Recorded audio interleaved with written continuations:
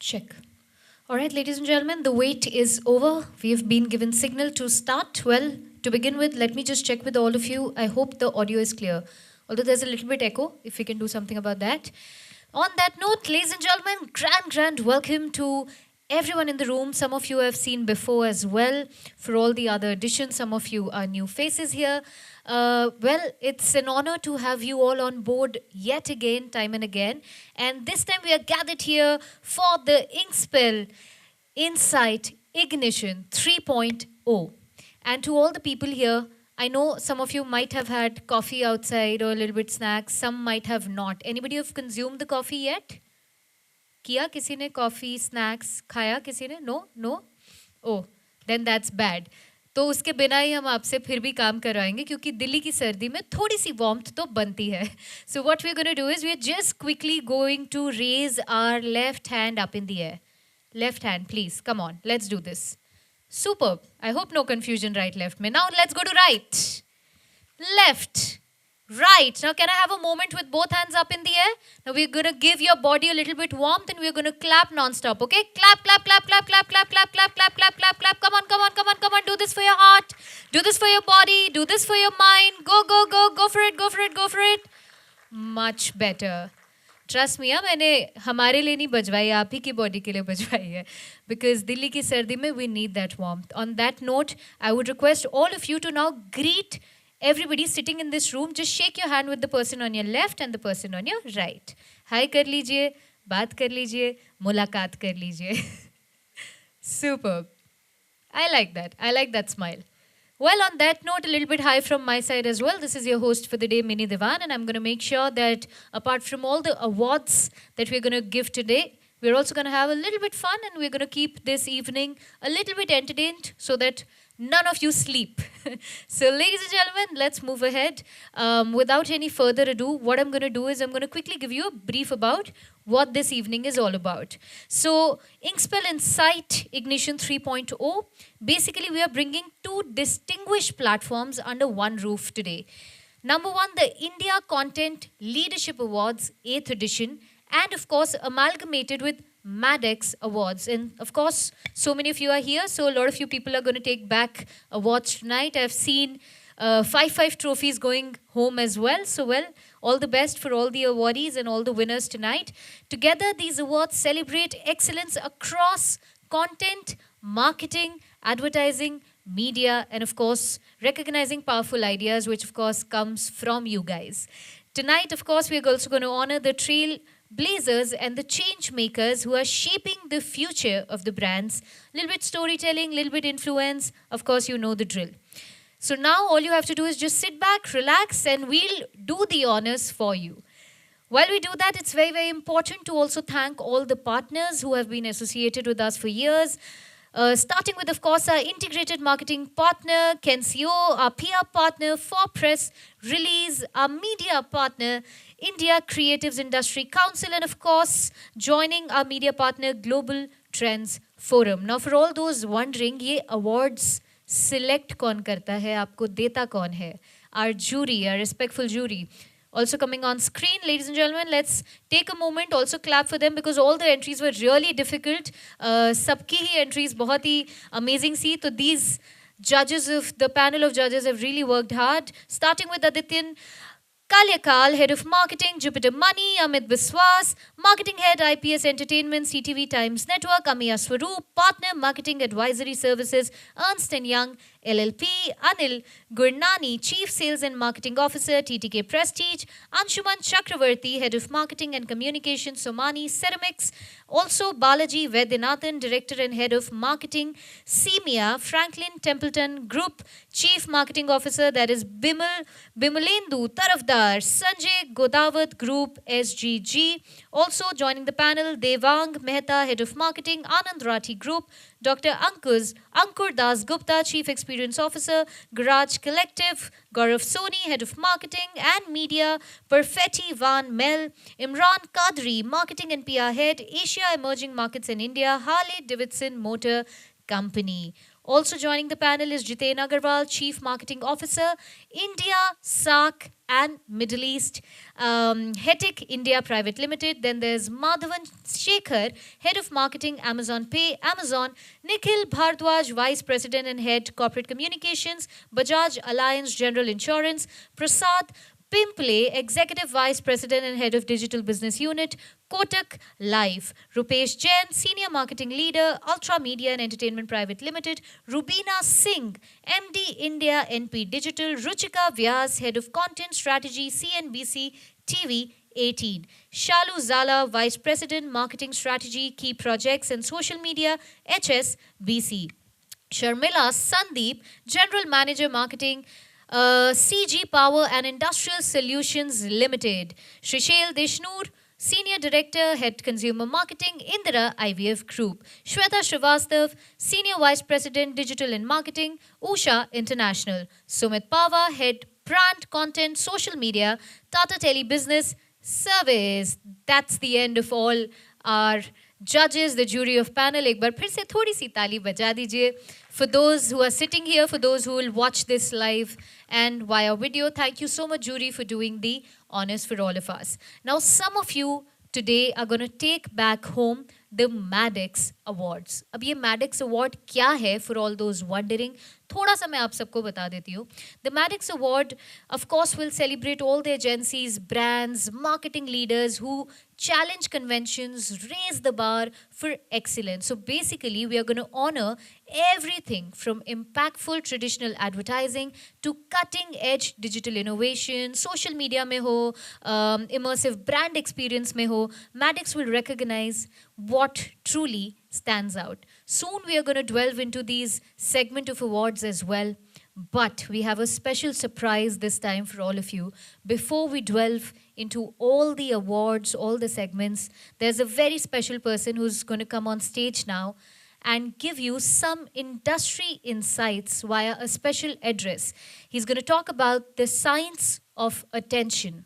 What actually captures modern consumer? Well, this is something I think which we all should hear and listen about. And to do the honors, we have a TEDx speaker and ICF accredited PCC coach who specializes in transformational leadership and business communication. With 24 plus years of experience in advertising and marketing, he coaches the leaders to overcome limiting beliefs.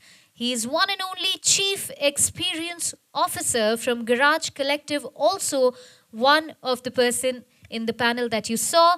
Can we please make some noise and welcome him together, Dr. Ankur Das Gupta. Welcome, sir. It's a pleasure to have you here. Rather, I should say, welcome back. Yes, absolutely, sir. Over to you.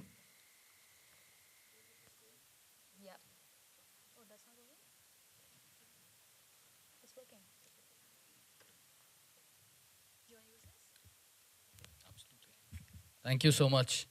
Hi, everyone. So good to be here. I've been associated with Inkspell since quite a few years now, and I feel this is a good forum to come and interact and share learnings, talk to people, because the industry is growing at a fast pace. There's so much of dynamic things across the industry in advertising and marketing that has been happening. So I've been giving this topic, I have a few slides, won't bore you, but I thought rather than just making a talk, for reference purposes, it's always good to present few slides. There are about 15 slides, and I'll skim through them. I'll make it short and sweet.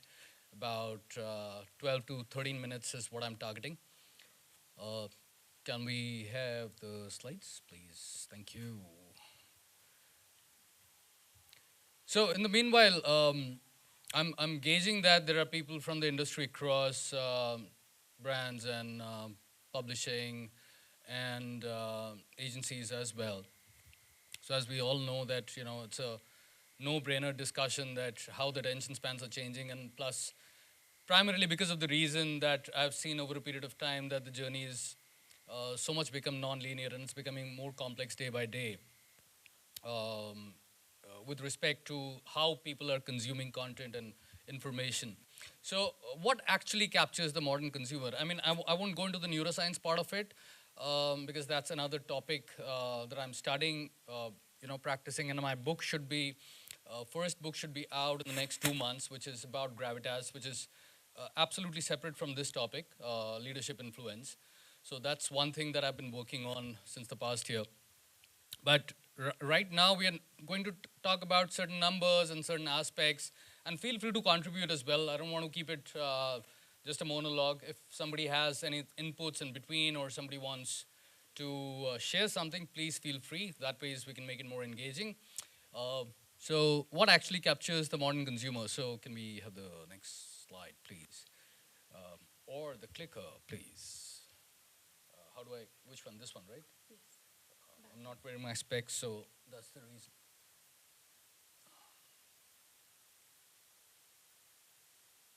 I, after 5 clicks. So there is a particular place where I need to click. I don't know. So that's an airport, right? So anyone without the fear of being judged, please, feel free to speak. That why have I put this picture? Anyone? That's one of the problems out here in forums, right? People have the fear of being judged, so they don't speak. That what will people think about?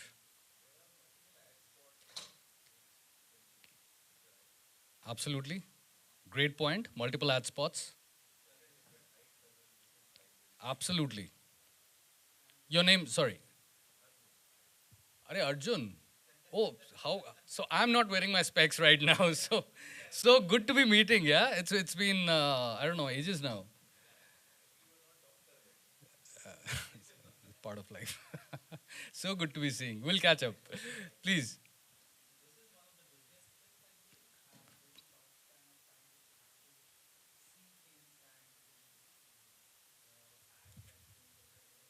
Right? Absolutely. Fair enough. See, no answer is right or wrong. Absolutely, Arjun's perspective is right. Your name, please. Kaushik, your perspective is right. Absolutely. When I put this picture, my mind had one specific thing, apart from these two thoughts as well. Number of ad spots and the opportunities. Is there is so much of clutter in an airport. There's so much of noise that flight announcements, ye flight itne baje jaane wali or whatever. And some airports are noiseless as well. They don't make announcements. But primarily, when they make announcements, it's primarily you want your announcement to be listened to. It's as simple as that, right? About your flight, so that you listen to that. And it's becoming more challenging day by day to put your announcement heard in a way that it is heard and listened to, and where people make a reaction or an action to that. So the attention crisis, three forces and the engagement gap, and strategic shifts that we are going to talk about in the next few slides. So why attention spans are shrinking, but tolerance for boredom is, this was one thing I was kind of pondering when I was, thinking through this topic, that is actually attention the problem, or is there something deeper to that? And could be. So I, nevertheless, I just put it either way. So below every slide, there is a key takeaway that I've tried to engage. So attention is earned, is what we all know. You can't, there's no other way of getting that. It is earned, and there is a constant process to it as well. So, I don't know where to click this. It's taking, there's a delay. All right. So I'll leave you with this slide for the next 5 seconds. And if you read the last line, I was going through certain research reports and all. So just about 5% increase in attention leads to about 40% boost in awareness. That's the kind of data point I was thinking, that what could define that, where are we going with respect to attention. See, emails, notifications, YouTube, Insta, podcasts, influencers, so many things that were not there like 20, 25 years back. When we did not have a smartphone or even a regular phone at that point of time. And attention spans were there, right, with only limited television channels. And what I keep talking about in my talks, that it has changed so much. And the only way to stay relevant is understand the consumer with respect to an emotional trigger. That's my perspective and study what I've been studying, that there has to be an emotional trigger when we talk about our consumer. And no emotion is maybe right or wrong, but that's the place where data helps to understand and gauge where the consumer is heading at. Because every day, some of the other things in the ecosystem may change. Post pandemic, things changed, of obviously the consumption patterns and all, we all know why. So, old model, we are talking about, um, it was linear, as we spoke about earlier in the beginning of the talk. So now there are more than multiple TV channels and YouTube and stuff that we spoke about. So about 6,000 to 10,000 messages that we are consuming daily if we combine everything together. So again, these are the numbers quoted by different reports on average that we are consuming, including notifications. That's some number, right? If I kind of start thinking to myself that what is the kind of um, messaging that we are consuming on a daily basis. But yeah, as far as I go, I've been practicing switching off my notifications in certain apps that I choose to go at a particular time. For instance, Insta. So I've switched off my notifications. That helps a lot, with respect to how I manage consuming content. So the 2.5-second threshold says 85% of the online ads fail, and ads that don't pass the attention memory threshold. And Kantar says that there is a declining engagement over a period of time, about 31%, and that's considerable, right? First, I thought that I won't put numbers, and numbers become slightly boring in these kind of talks, but it drives relevancy also, right? What are people actually saying, and what are the various research reports saying over a period of time? So the thought that more reach, more frequency equals everything is gradually becoming, and I feel it may become slightly redundant as we move forward. Because there are certain basic principles on which people have followed gradually over a period of time, never questioned. I still question that what does a click derive? I mean, it's a debate that I keep having with 3 or 4 people in my circle, that are we actually, does clicks define success of a campaign? Is that the KPI? Are there only these kind of KPIs that we can look at, or perhaps there is something else with respect to measuring attention spans that we can look at as well? So yeah, it is, the best part is when we ask ourselves and when we talk about challenging questions and we debate about it with our community, it becomes more interesting rather than just following, all right, it's a standard media plan, just put this, and this is a standard KPI. Because we don't have those many a times constructive and difficult conversations with brands and clients. So that's my take. And attention is the scariest resource. That's what I kind of thought through when I was building these slides. And as I said, you can see at the last end that traditional metrics no longer maybe predict success as in, and things are going to change gradually. All right. So I'm not going to spend too much time on this because then it opens a Pandora's box when we talk about it, dives into a separate aspect of neuromarketing and neuroscience with respect to consumer psychology. But yes, biology and the various aspects of the biology of the consumer, the way they think, is very important. So there are 3 essential questions that if we go even years back, that what does a consumer actually want?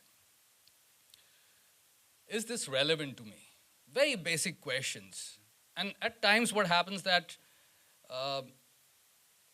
we kind of tend not to ask the basic questions at times. That what does the actual consumer look like? Because there is a lot of effort that goes into defining that as well. Is this urgent for me?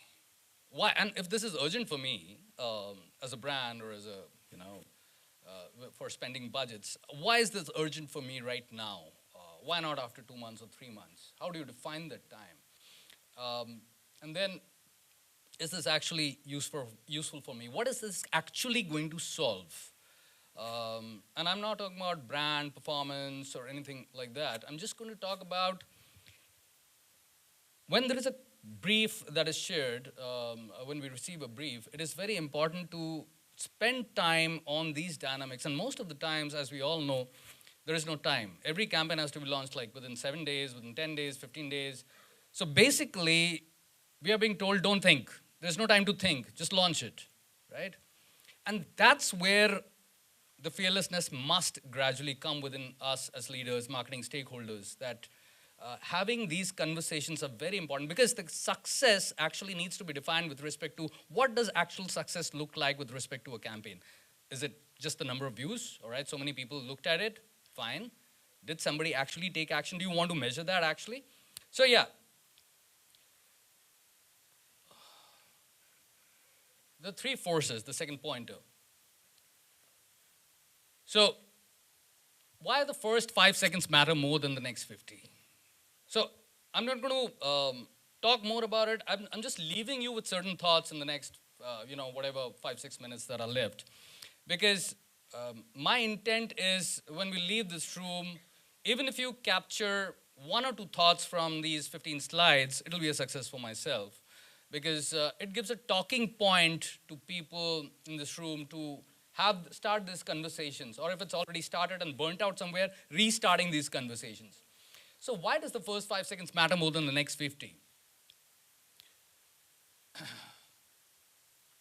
So surprising visual, unexpected headline, and counterintuitive idea. So leading from disruption to curiosity to attention.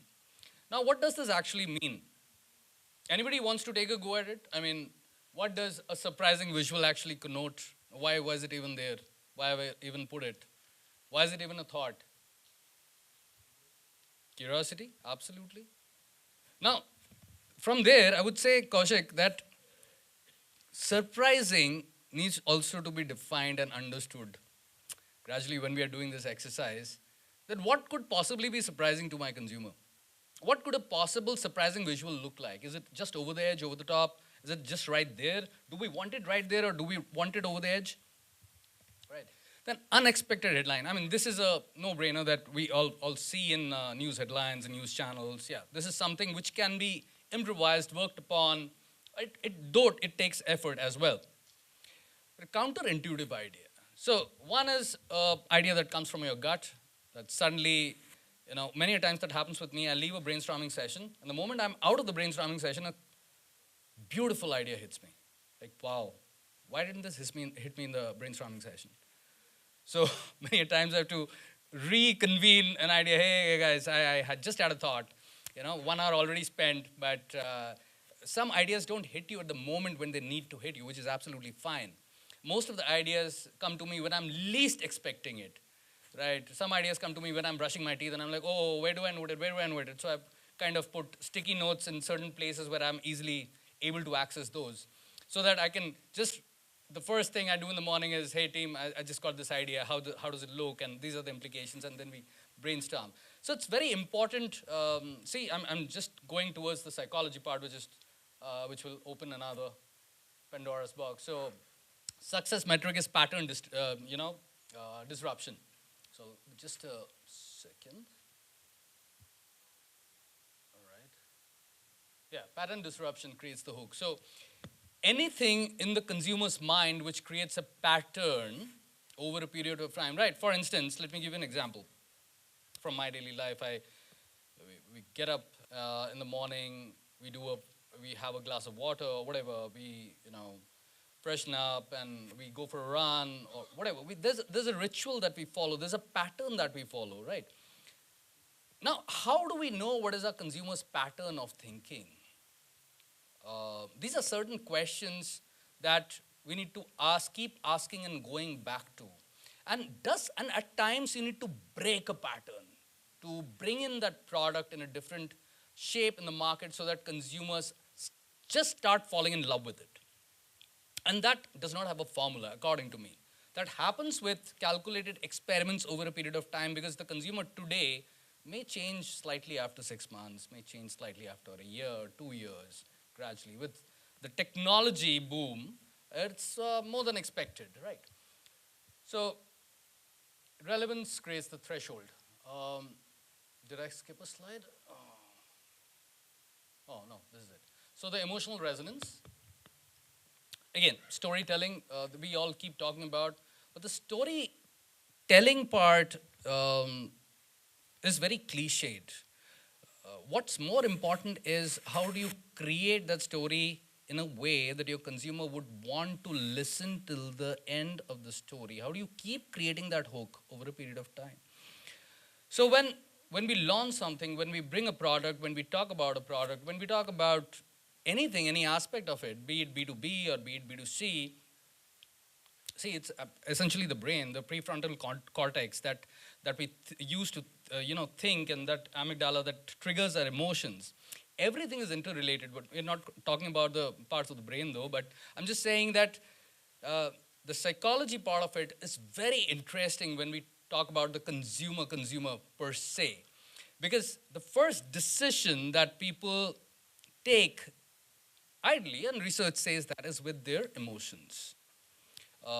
So that's the reason why mapping your message to one of those six core emotions before considering logical arguments or the product features. Like, how do we want people to feel? Like, in certain sessions of mine, I ask this question quite often, that how does that make you feel?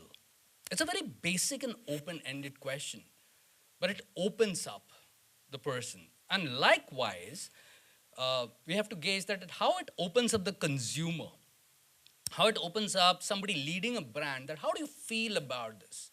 The ability to share your feeling in a way that will kind of bring it closer with your words to that definition of how does that feeling sound or look like or visualizing.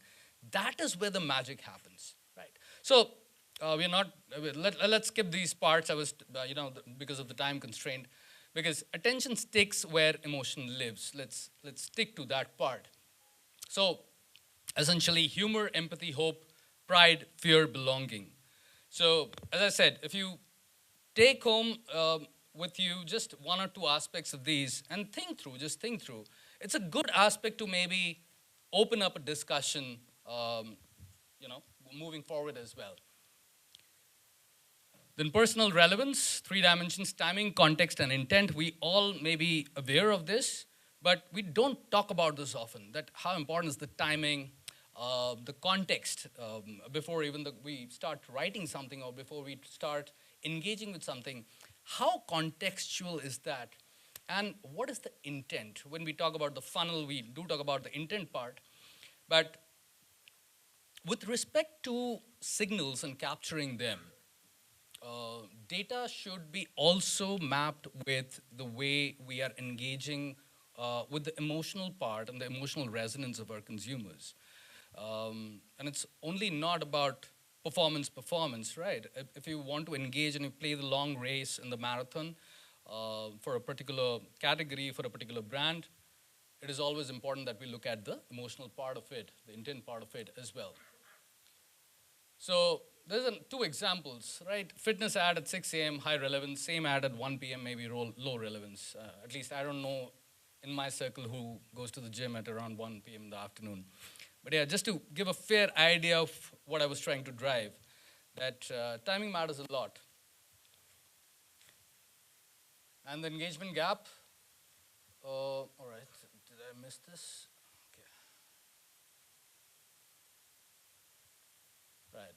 So we all know about how much time we are spending, like engaging. How many of us watch are avid OTT watchers? Nobody watches OTT? Wow. Okay, just a question out of curiosity. How much time average over a week, over a span of 7 days, do you spend? Anybody can answer, I mean, usually. So 5 hours, 1 hour daily, 2 hours daily, 1 to 2 hours daily. All right. That's a good survey to take. So yeah, binge watching podcasts, listening to them, and then playing games. I'm not a game player, and many people have told me that you should play video games or games of any kinds, but that, that helps in thinking through and all. But it kind of, I've never. I used to do that in my school days, but I've never got a chance to get hooked onto it. So, but this is something I think I'm going to try once again in my life. The attention paradox. So we often hear that attention spans are shrinking. So here is what I thought of, penning down. So human tolerance to boredom is shrinking, and that's where in the beginning of the talk, I said that I nevertheless I thought I'll put it down that it's the other perspective, right? Is it? Am I right in some way? So पहले क्या होता था? पहले when my grandfather was alive, there were certain things that Arjun, you would maybe relate to it as well. So we had these hobbies, right? I used to go to my friend's house. I used to, who all know what is philately is? Philately. हाँ, fantastic. So हम तब stamps collect करते थे और exchange करते थे कि ये स्टैम्प मुझे अच्छा लगा, ये आप दे दो, ये आप ले लो. Then my grandfather use to collect coins of various country. तो कोई भी बाहर जाता था, बाहर गाँव, वो बोलता था मेरे लिए उस कंट्री का कॉइन लेके आना.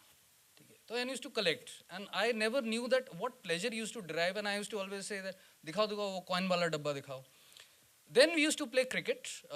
Then we used to play certain regular games in the park and stuff and all. So we never used to know that how time flew by between studies and between playing those games or those hobbies. Now, honestly, I want to ask this question: who all are parents and have children in this crowd? Right. So fantastic. Just out of curiosity, what kind of hobbies they have today? Are they into sports or music or anything? Sir?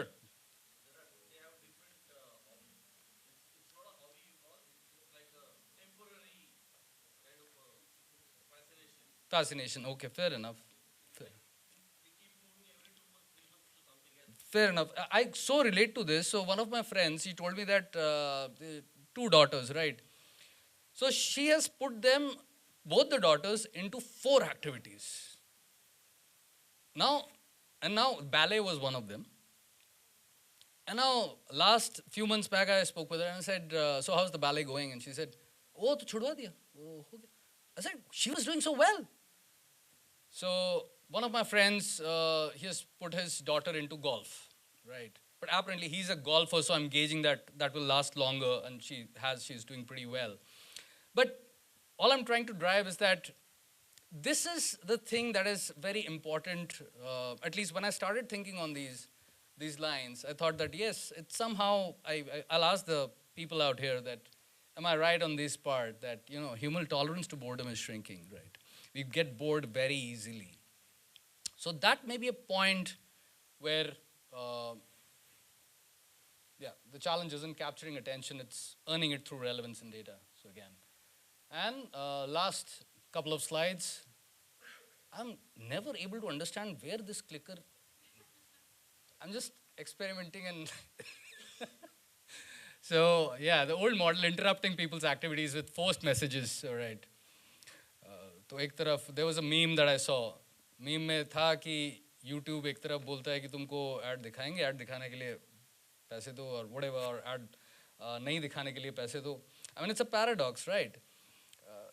Always you're stuck, right? What do you want to do? And then there is fear of missing out. You also want to see ads, in some back of the mind, अरे add देख लेता तो पता ही लग जाता क्या add चल रहा है अभी Spotify पे, YouTube Premium पे. So that's the psychology part of it. You're thinking about it. Oh, should I blog? Should I not blog?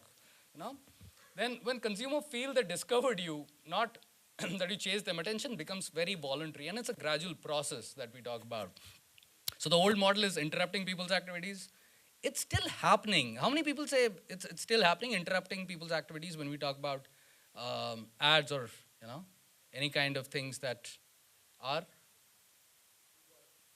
हाँ मतलब है ना अभी भी है, right? It's there in bits and pieces. Maybe it's shrinking, but the new model is creating experiences worth choosing, content people actively seek out. So this is gradually happening, taking shape. People have started talking about it. That हाँ मेरे को ना एक film चाहिए, मेरे को एक story led चाहिए. So people are now actually coming out and talking about it. At least the way I've seen in the past, at least 2.5 years, that people have gradually started and wanting to invest more time and energy and money into that. And okay, all right. So again, judging creativity by how different or original it is, and judging creativity by how relevant it is. So social listening, real-time engagement, and two-way dialogue, essentially. So building relationships through interaction. So again, this is just to drive relevance in the flow, I added this, but this is something which does not need much.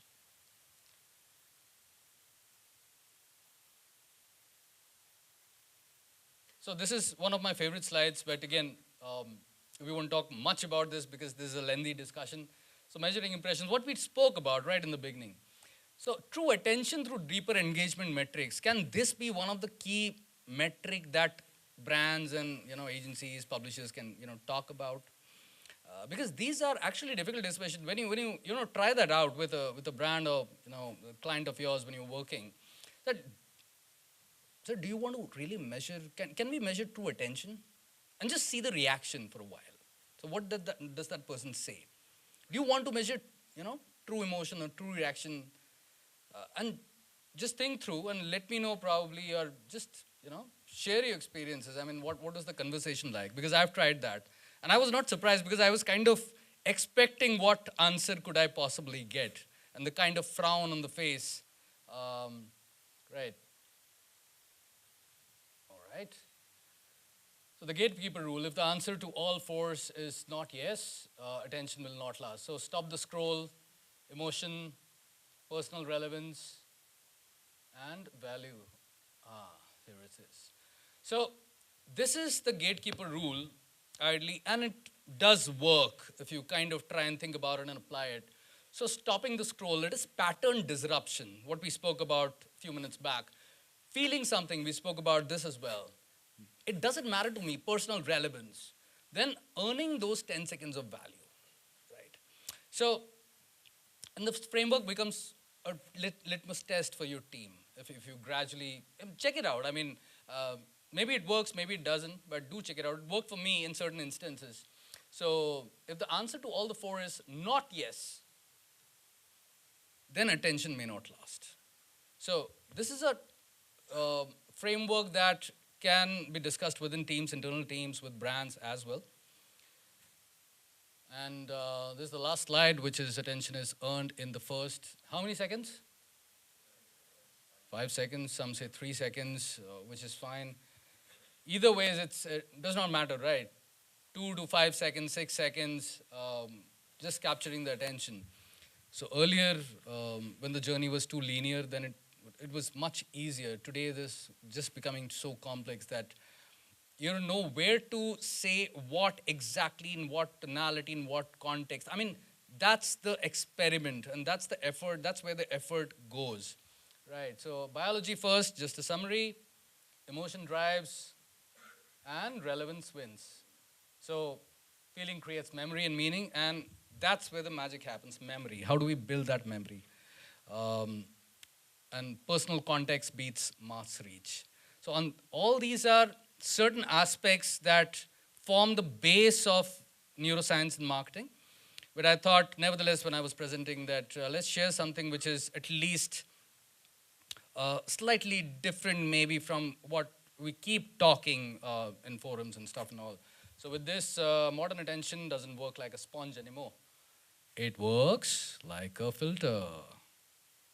So with this, thank you for your attention, and I hope that was of value. Thank you so much.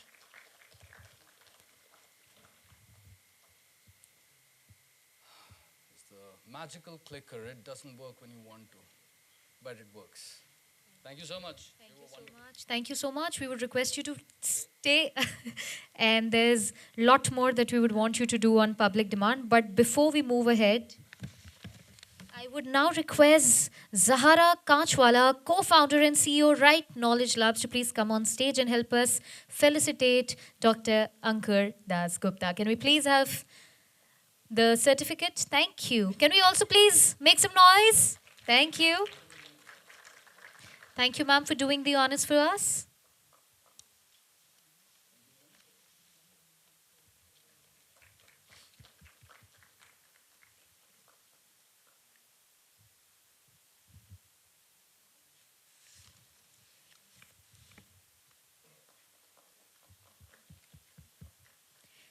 Thank you.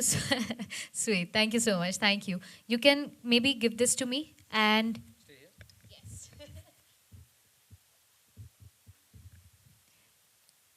Can we also? Thank you. Inkspell clearly loves you, sir. We can't do it without you. We would also request you to do further honors and help us felicitate the people for the awards.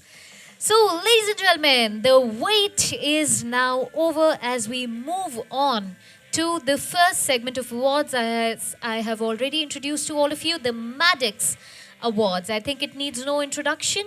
Let's move ahead clearly with the first award in this category. Ladies and gentlemen, let's start with Best Brand Partnership. And the first award for this evening goes to HDFC Bank's Mini Odyssey. Is the team around? All right. Well, I hope you get the message. Moving ahead, Best 360-degree marketing campaign. And this one goes to Nonstop by Nians. Are we around? Is the team around? Oh, superb. Congratulations, ladies. Best 360-degree marketing campaign. Pleasure to have you on board.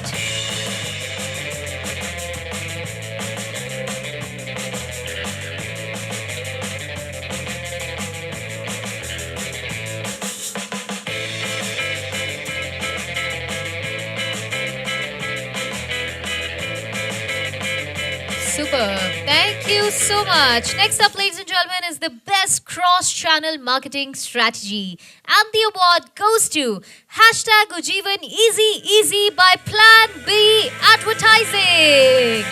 Welcome, team. It's a pleasure to have you on board. Congratulations to you and to the entire team.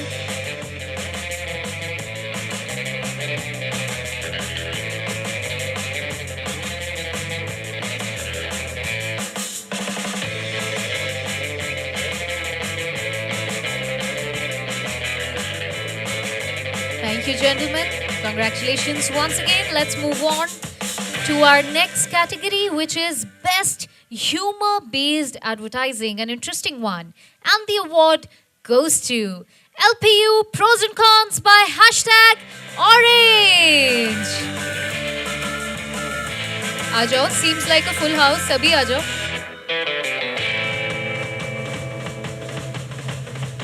So this is the best humor-based advertising. Hashtag Orange for the campaign LPU Pros and Cons. Welcome, welcome, welcome.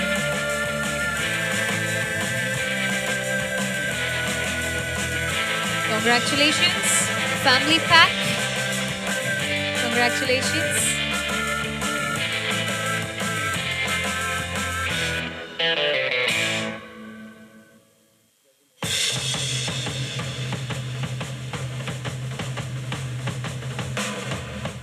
Paparazzi time.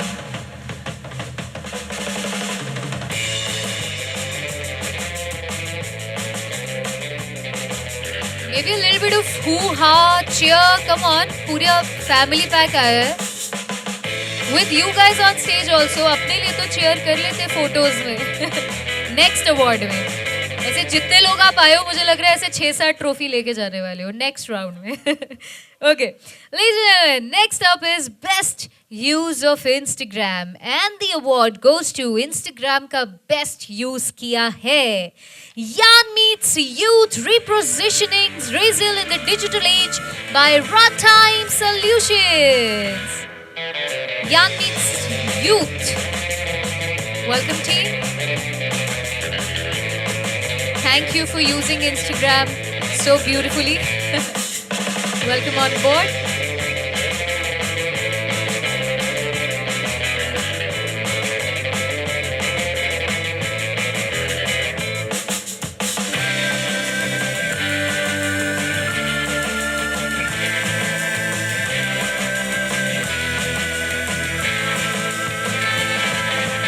Congratulations once again to the entire team.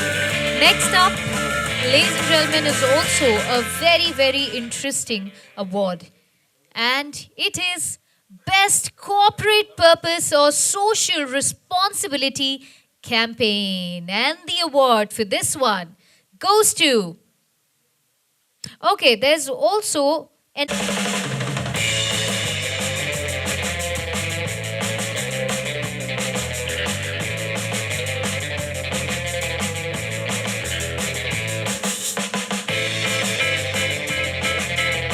Superb. Congratulations once again, Fredo Rentals by Nians.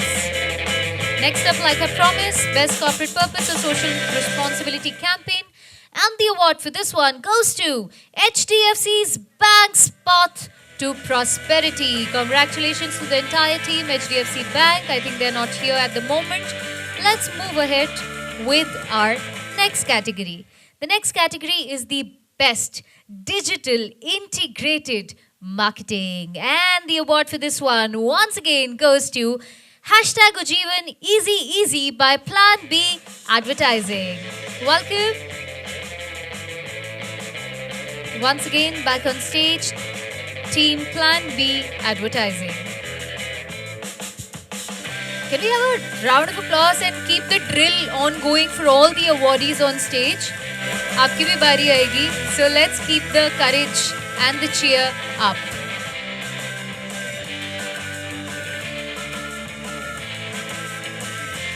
Thank you once again, gentlemen. Next up is Best Rebranding Campaign. And the award for this one goes to, as you see on your screens, Festivals for Joy Rebranding Strategy by Maxman.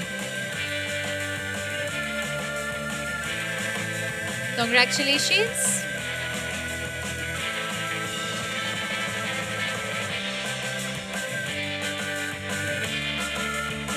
Rebranding Strategy by Maxman.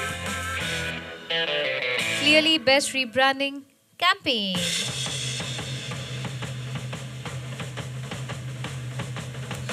Thank you so much for joining us. Next up, ladies and gentlemen, is Best Use of Meta. And the award for this one once again goes to the team Yan Meets Youth Repositioning Razel in the Digital Age by Runtime Solutions. Runtime Solutions back on stage. Congratulations once again, Team Runtime Solutions, for the campaign Yan Meets South.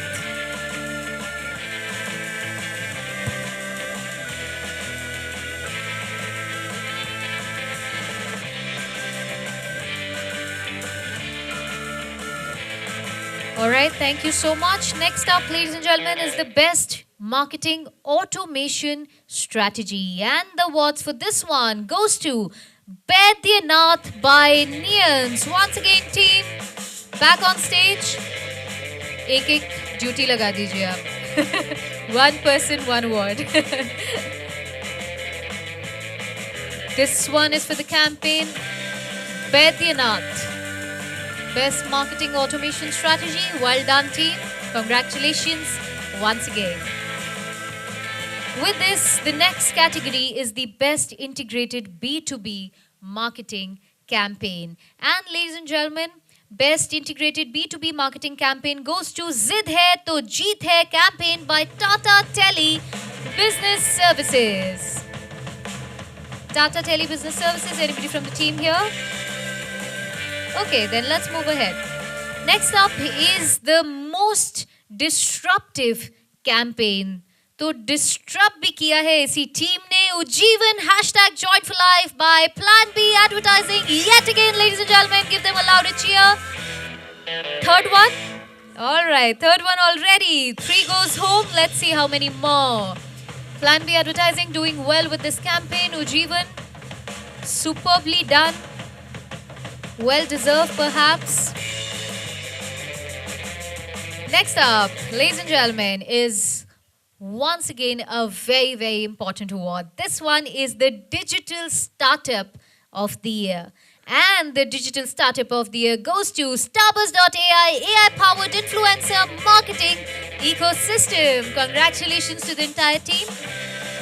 I think nobody is there at the moment, but congratulations. Startups are very difficult. Startup life is very difficult. So I hope the kickstart is good. So should be the year. Now, moving ahead, most influential marketing thought leader. So, most influential marketing thought leader is the country head of Unidays, one and only Mihir Bagga. Congratulations, Mihir Bagga. Thought leader, wow. How many people have you influenced so far? I'm guessing uncountable.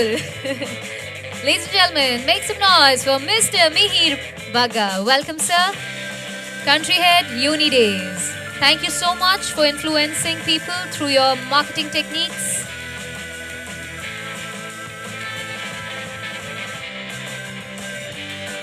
Next up, ladies and gentlemen, of course, is Best Video Marketing Campaign. And once again, Ajo Team Nians, non-stop by Nians. Congratulations for the Best Video Marketing Campaign. Clearly best at a lot.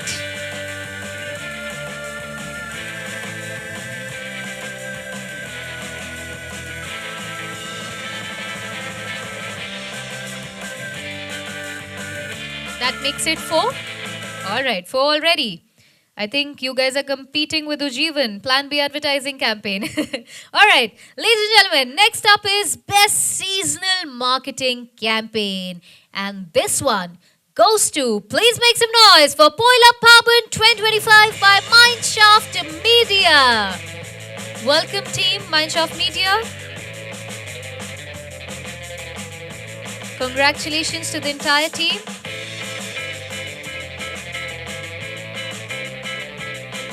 This is for Poila Paban 2025 campaign.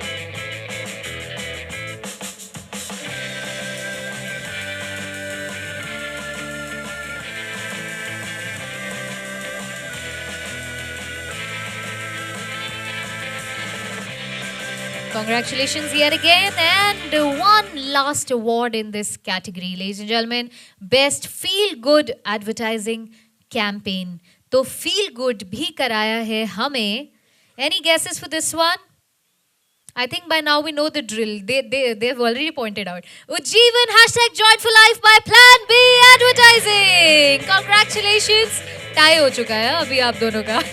Let's see who backs the tiebreaker in our next segment. बजा दो यार ताली वाली थोड़ा जोर से. Good. Thank you.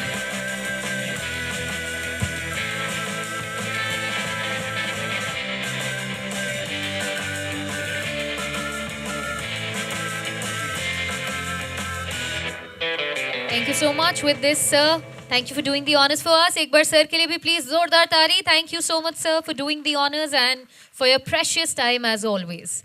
All right, now that we are done with the first segment of awards, it's now time for a little bit of panel discussion. Those of you who are here to hear some valuable insights from these industry veterans, now is the time. तो कुर्सियों की पेटी बांध के रखिएगा.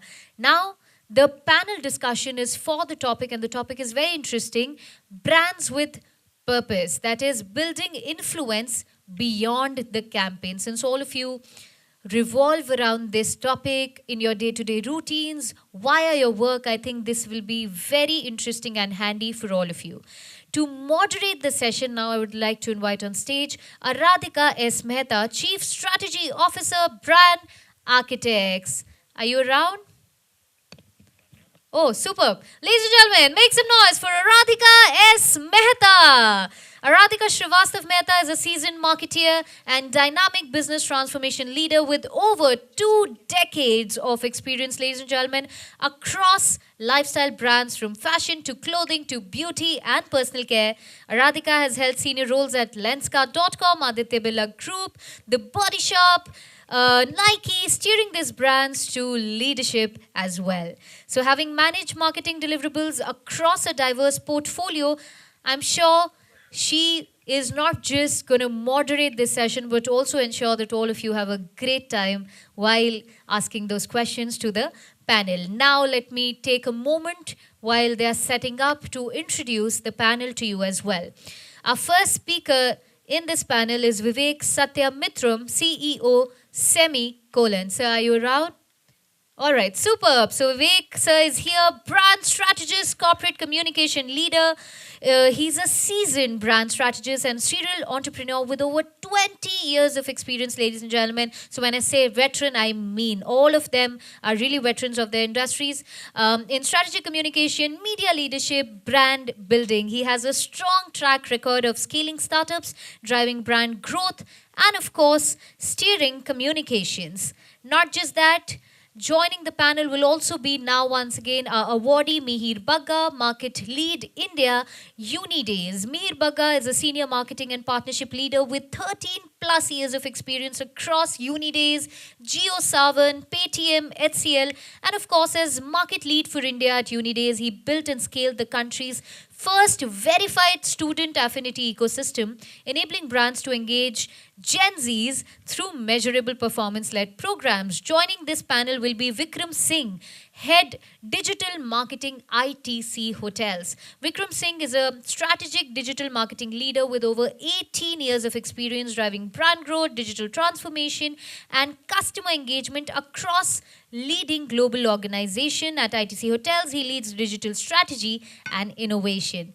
And joining them will be Prince Khanna, founder and CEO LV Media. Prince Khanna is the founder and CEO of LV Media and the creator of Creator Tag, a Martech platform enabling end-to-end brand creator collaboration, a pioneer in India's influencer marketing ecosystem. He brings over a decade of experience delivering data-driven high-impact creator campaigns across India, GCC, and Southeast Asia. So, well, clearly we have a very, very interesting panel, and I hope all of you guys enjoy. Let's bring them on stage, ladies and gentlemen. Can I have all of you on stage? Once again, Prince Khanna, Vikram Singh, Mihir Bagga, and Vivek Satyamitram with our moderator, Radhika S. Mehta.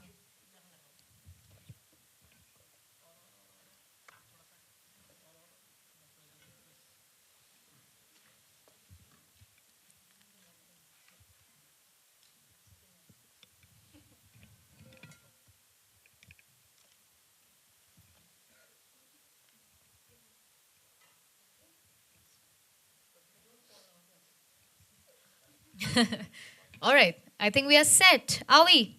Ladies, gentlemen, are you ready? Yes? Are we ready? Ma'am, sir? Yes? Over to you, ma'am.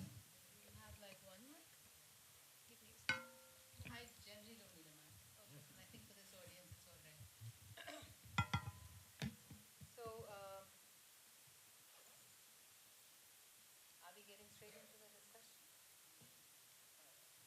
Hi, everyone. Good evening. How are we doing today? Hello? Yes. So I think after all that celebration for your awards, and I think it's not a very large audience, therefore we'll take the scheme of things forward. And this evening, we have a very relevant, I mean, it's as relevant as the sun, moon, and the stars today, purpose, brand purpose, purpose driving brands beyond campaigns. That is loosely the topic that we're going to be speaking about. I have a very eminent panel here um, and I have known some of them for some time. So I would actually throw the ball around and check with you if you guys want to add something to introduce yourself. A fun introduction would also add to the what should I say, the dialogue that we're having today. Vivek, would you like to say something funny or fun? Uh, so this is a very tricky question for me. The funny part of it, I have been very serious person all my life since my childhood, and I landed up in a serious profession that was journalism. So I was in media. So funny part, I don't know, but yes, probably I'm the one in this entire panel who is not coming from entirely marketing and branding background. I'm coming from journalism background. I transitioned to become a brand consultant, and parallelly I started multiple startups. So I'm going to be less industry jargon person here and more experience-driven insights, which I have learned through my journey. So So you're going to be taking the marketing or whatever, the journalism guru, this thing.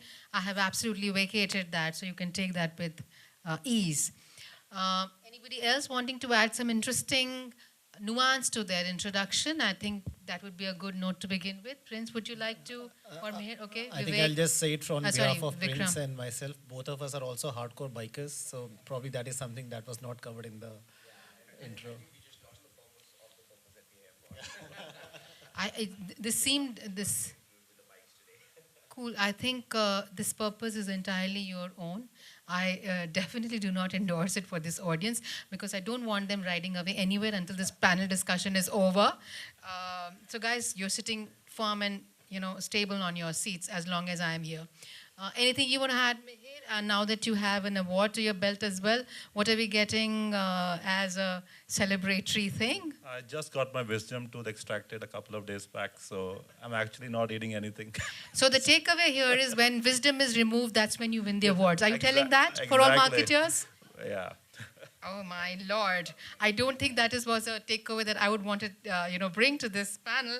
However, an interesting thing that I would like to tell about myself and a lot of people, because one of the first times I sort of started speaking, on panels or forums, etc., and I once shared that I come from a very obscure town or, what should I say, district in India.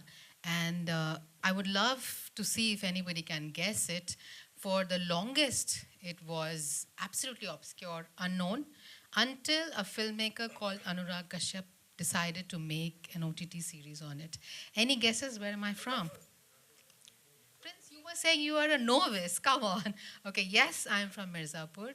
And at the end of the panel, actually, there was an interesting thing. Somebody said that Mirzapur में ऐसे भी लोग होते हैं ये तो हमें पता ही नहीं था. So I said exactly. So Mirzapur and Jaunpur combine here today on a panel. On that note, we will begin. Radhika, I'm a bit afraid. I hope you don't have a gun if I don't answer the question. See, this is what I want to say. See, before the panel, I will not dispel any of the things that Anurag has shared. By the way, all of them are lies. किसी के पास कोई बंदूक नहीं है. किसी के पास, I mean, we are not just some goons hanging out there. The carpet trade is a very small part of Mirzapur. It does have the dubious recognition or the dubious fame of being one of the most backward parts of the country. So the most backward part of Uttar Pradesh, the most populous state of the country, and the most backward part of Bihar. The sandwich of that is the beauty of the most backward part of this country called Mirzapur, where I'm from. But then I went to fashion school, and the rest, as they say, is history. Getting on to our panel, and the first question that I think I'm going to throw at you, Vivek, is going to be around purpose beyond profit. What does it really mean? It is 2026. We've been talking, and almost all of us are kind of guilty as charged that not much has happened. So what do you think is the real perspective in 2026? Is it just about that narrow perspective of CSR and some social good, or do we have something new happening? Oh, sorry. So sorry. So, it's okay, it's okay. So now, before I answer your query, I would land to the funny part of what you asked earlier. She is from Mirzapur, which is actually posed as a very goon land and all that, which it is not. But I am from Gazipur, which is actually a mafia land. So ideally, the series should be made in the name of Gazipur, not Mirzapur.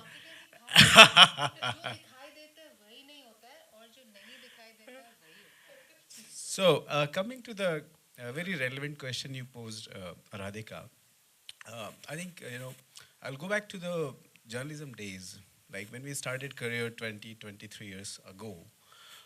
The CSR used to be a very, casual thing for media.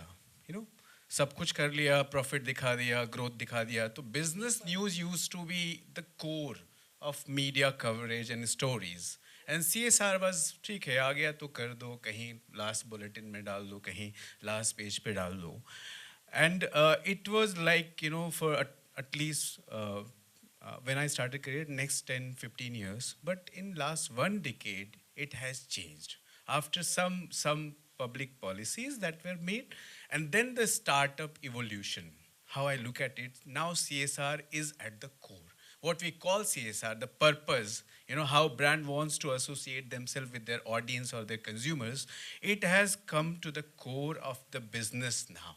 It is no more just a CSR activity. When you say, we want to, maybe for a company like Fab India, if they say ki we want to, take care of artisans involved in the processing of the whatever the goods we are sourcing from them, it has come to the core because the audience, the consumer has gone very aware, and you are constantly on scrutiny for everything that you're doing.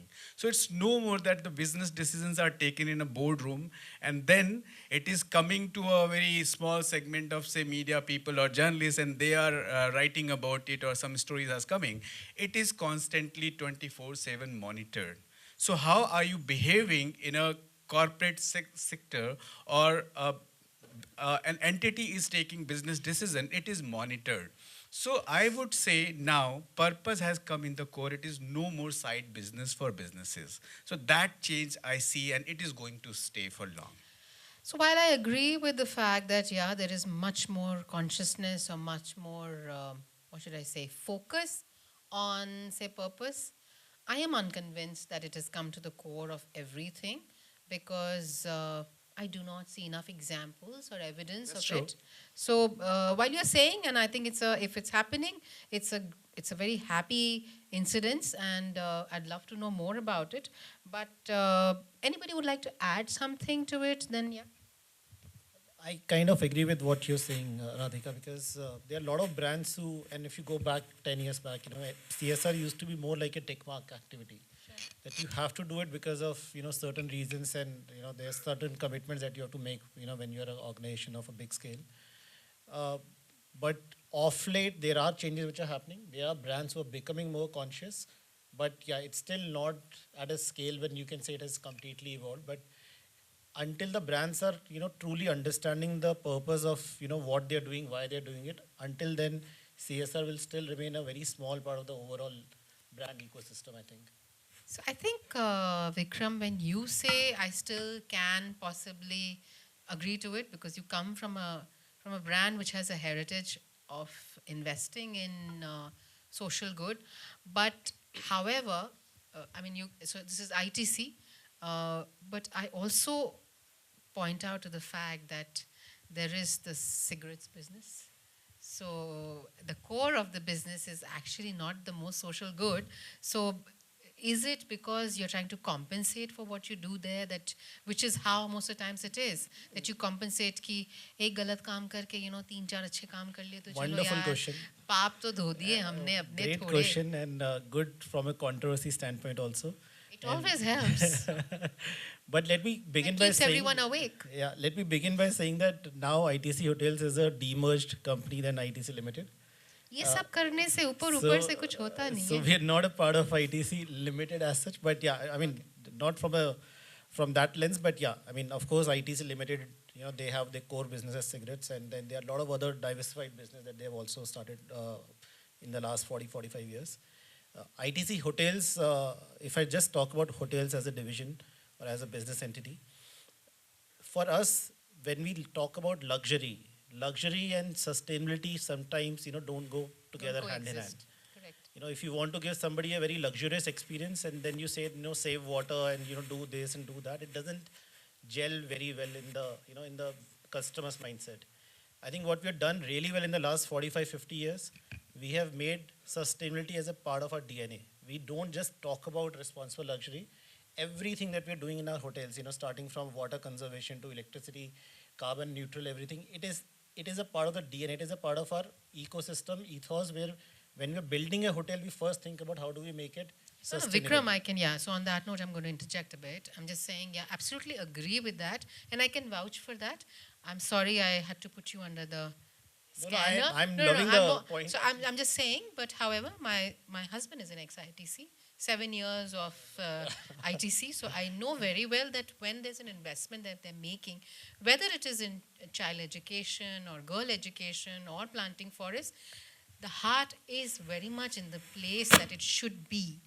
And it is one of the few corporates which actually genuinely cares about doing something, while the business stays the And way it probably we're is, the one brand which actually talks much less about what we are doing versus which is also a you know, very some of the important other thing brands today. which will do less but they'll talk more about it.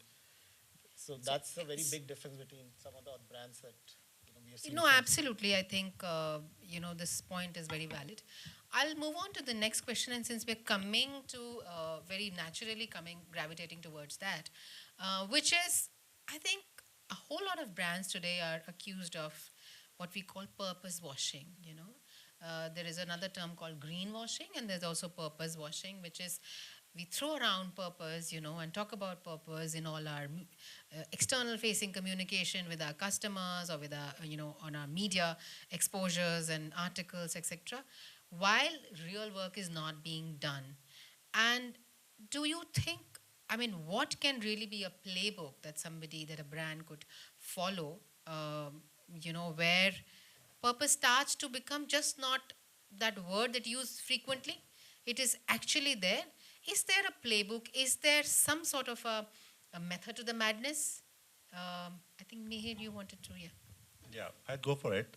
I think what we have understood, I've worked in the industry for last 10 or 12 years, and I've worked across Paytm, JioSaavn, and now Unidays. I think the moment, I think the generation which we're now catering to is different than the generation which was before that. I think if you come to Gen Z or millennials were more, I could say, I would not like to use that word, they could be tamed or they could be given a perspective and they will go with it. But Gen Z are the one which are born and brought up on internet. So the moment you diverge away from your purpose, the Gen Z will get to know it. And that's what we have seen also with Paytm also, because when I was at Paytm, the focus was to include financial inclusion was the main purpose of Paytm. And what we understood is why it picked up among the students was they could see that now they can easily pay online or pay digitally. And that's why the purpose and the value system became more prominent with the users and it picked up like very well. But if the brands now say, I want to do this thing, and in the end they don't value what they're saying, the consumer will get to know it. And they say, right, the Gen Z has zero BS towards BS. So they are like, pick it up and do We it. generally say zero ducks to give, yeah. Yeah. So I think that's. I think everybody got that. Yeah. So I think that's something which is changing, and brands still do it. I think when Spotify was launched in India, they came with a purpose of targeting the tier one, but they understood that tier two, tier three are also very important. So initially their app was only in English, but if you see now, they have even created a vernacular also portion in that. So we always speak English as a default language, but now if you want to consume music, you can even go vernacular. So Sure. this shows the purpose that they want to be in India, make music free, not free, but make music accessible. They launched in India at a price which was like at 129 rupees, which they don't do globally. So from a price sensitivity purpose also, the purpose was to get music to the next generation of people and make it at an affordable price, which the brands have now started doing it. I think Vikram, you might want to add something to it where, because I feel that while Mihir has responded to how or what we are doing at a certain level of business, but is there a playbook or is there some way that you create actual value? Vivek spoke about bringing it to the core. That is what 2026 is going to be doing. You earlier spoke about how things are there at ITC, but is there a method to the madness? So somebody says, I'm starting a new brand, and I say that, okay, I want to build purpose right into my business, or I just don't want to talk about it, I want to actually do something about it. Is there a way to it? I'm sure, yeah. I mean, if a brand, it becomes one of the more, core of the business, when you have a very strong logic or a purpose or a aim that this is how my brand needs to be positioned in the market, and this is how my customer can connect with that sort of positioning that I'm creating for my brand. That is what will drive that value that you're talking about. And the purpose could be anything. I mean, for some brand, it could be about, creating, for us, it is about sustainability, but for somebody else, it could be something else also. But ultimately, and what he was talking about, Gen Zs today, they are very, very, rational. They don't have any loyalty with any brand as such. They will connect with the brand, they will stick to them. If they don't connect with that brand, either emotionally, culturally, or, sometimes it is also about budget, then they will probably just go away to a different brand also. So I have a very interesting thing to share. I worked for this brand at one point of time in my career called the Body Shop. The Body Shop was a part of L'Oreal. L'Oreal had very different values and things to, I mean, the way we ran business, and the Body Shop was quite different. One of the few things that I really admired, and I'm so glad, although I didn't do it by design, but I worked with Body Shop, and interestingly, it has changed the way I look at so many things, is Anita Roddick, the founder of the Body Shop, when she started it, sustainability was really built into the brand, which is she had a store where you had these large bottles, you know, with the, so the, say the shower gel, the face cream and everything was in very large bottles. You were supposed to get your own bottle and take it. And now, you know, UK, they have launched these stores back again. The other thing that was very, very interesting and such a amazing, stellar thought, they sourced one ingredient from only one place, one community. Today, what do we know? You know, garments are being made in China, something's being made in Vietnam, something's been, so the whole world is working on various things and polluting every part of, you know, the planet. So for example, they use this ingredient called the shea butter. Shea butter is like a moisturizing thing, and it is used in a lot of it. There is a community in Africa, it's called the Tungtia community, and it is only comprising of about 200 women. Those 200 women produce the shea butter for the entire world's consumption of the Body Shops, whatever, whether it is in the moisturizer, in the conditioner or something. And since they did that, and they paid them a fair price, which is even more than what is available in the market. I mean, you know, in the usual. So it is not about that community over the last 60 years, since it has had a ready source of income, they are educated. The children are no longer the way they were. About 11 villages have grown from abject poverty to a certain status. See, this is what happens when you think about something. When you say, I'm going to source from this community, because this community is great at doing it, even if this is the price I'm going to pay. This is what and I'm going to educate my consumer that when you buy a bottle of shea butter, you are educating somebody there. ये सिर्फ ये नहीं कि मतलब वो paper में लिखा हुआ कि oh, when you give this 1 rupee, it goes towards शिक्षा. वो मतलब I'm sorry if I have borrowed a campaign from anybody. I think Yeah, Blue Toka is one brand which I can think of in India which has done very similar thing where they have partnered with the farmers, local farmers for the coffee sourcing, and they've been doing it from day one. So they have a very small town where they source their coffees from, and they very See, ultimately profit and purpose have to coexist, because the way the planet is going and the way the billionaires are going, I doubt that they have any interest in actually representing the planet. Okay, on that note, I would Also, I'll give one more example on this. So there's a company called 10 Trees. Okay. It's a global fashion brand. So what they do is the moment you buy a product, like a fashion clothing, they will plant 10 trees for that.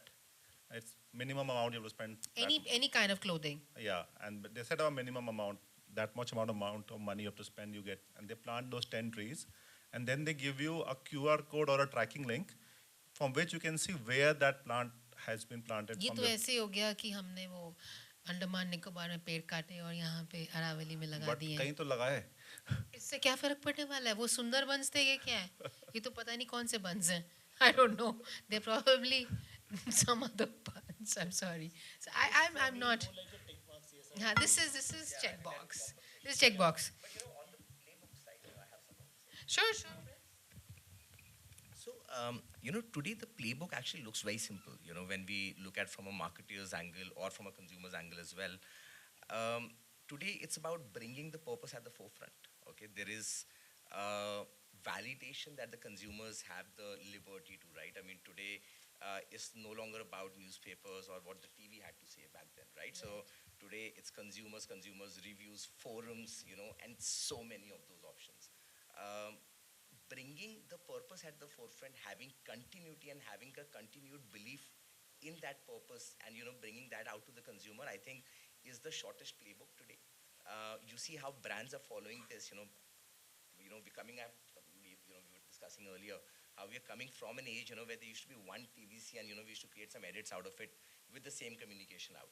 today with the democratization of content also is bringing out that power to the brand that, you bring all those consumers where you've solved and served the purpose and bring them at your social media as well.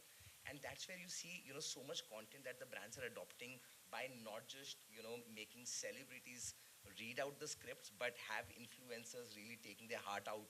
And whether they are influencers or consumers, at least pulling exactly how they got affected with that purpose that the brand was solving. And that comes right at the limelight of the brand's social media channels today, right? So with that is like, that I feel is the shortest playbooks that the brands usually implement. Sure, sure. I absolutely agree. So, just so that I know that all of you are here, anybody can tell me how much water does a just one pair of jeans take to make, to manufacture one pair of jeans, like one. How much water does it take? Jeans, denim. Any idea? Wild guess. No, more than that. Because denim, you have to wash quite a 20 gallons is an average that you take to make one pair of jeans. So when you buy or you throw one pair of jeans and buy another, you know how much water is it consuming. Even one single shirt takes, which is a softened shirt, takes a significant amount of water. So I don't think, so nobody talks about this. The legal departments of most of these brands are bigger than the product development departments for the simple reason that they don't want the average consumer to know that this is what goes behind it. Well, on that sort of not so happy note, I want to move on to that to another question, which is the loyalty part of it. Can brands really, when they talk about purpose, now purpose, yeah, some people are, like you're saying, the Gen Zers now, look at purpose and, they're very, very clued into it that, okay, this brand has great purpose, so they might choose it over. Can purpose become something that could lead to brand stickiness, loyalty? Can it cause any consumer to like stay connected to you and continue? Because today is about fickle consumers. People keep changing brands. It becomes a relevant thing. So I'll take it, Aradhika. So I think when we started this discussion, the purpose has moved to a very cornered way that is related to sustainability and welfare. But when we look at purpose for a brand, probably it is about why they started at the first place, Sure. So there are a lot of brands, as he said, ITC don't advertise what they do for social welfare or all. Similarly, if you look at Reliance, when they ventured into Geo, right, they made pricing so cheaper for everybody and data and everything, and how it has revolutionized the entire nation. The digital inclusion, they never said we are making digital inclusion. But we see the result, how it has actually, the kind of competition it created. Everybody, next player has to come down to the pricing point of it. So a lot of times purpose has nothing to do with the sustainability or say like, welfare or anything that we are talking here. A lot of times it is more about the consumer's benefit. Are we fair to the consumer? Is the intent is right or not? So the purpose has gone to that level where brands are thinking louder. As he said, Gen Zs are very, critical of everything and they are evaluating everything. They're not loyal. So coming to the loyalty part of it, yes, if you are actually making change in somebody's life who you consider your consumer, and you stick to that thing, as a consistent, how should I frame it? If you are giving that benefit to that end user consistently, they are going to stick with you. And I think, there are a lot of brands like Zerodha, they have been always very transparent about pricing. They pushed a lot of marketing towards the educational content for their platform.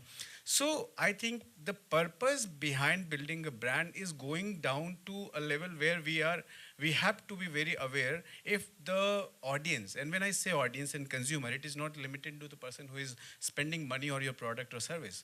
It is everybody, your stakeholders, your maybe investors, your employees. Everybody has to feel that, there is a purpose in being associated with you, that brand, and that brings loyalty definitely if it is consistent. So that is how I look at it.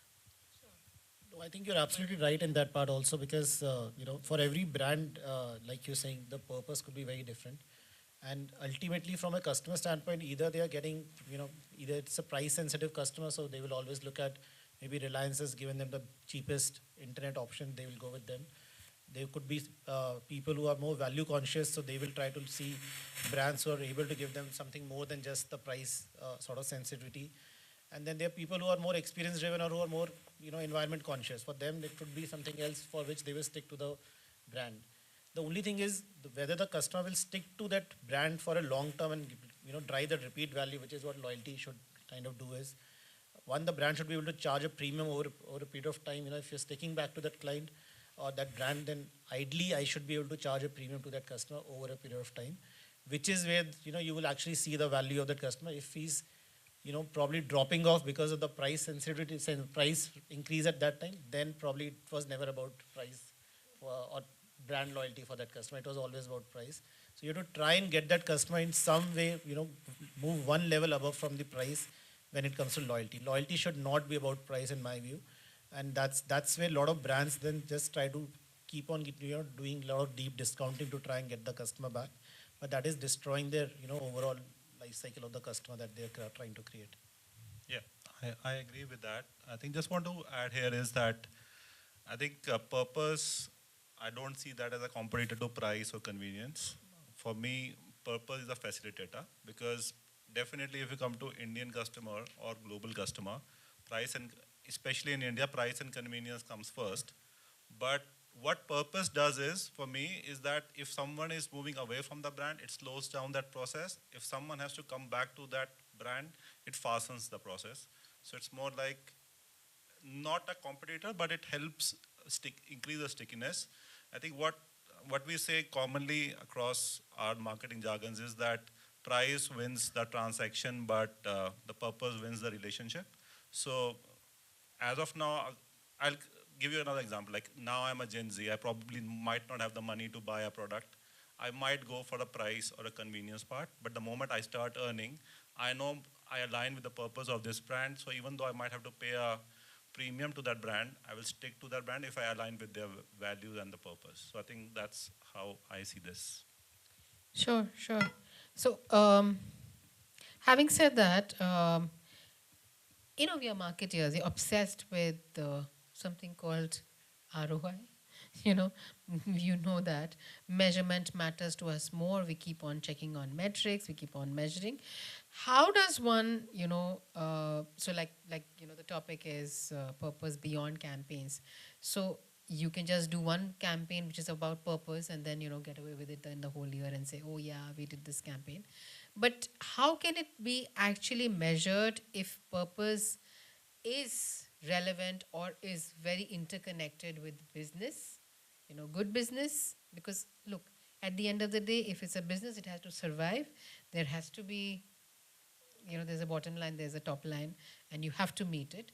So what really can be the metrics, and how can we measure so that we have the right definition and the right perspective on it?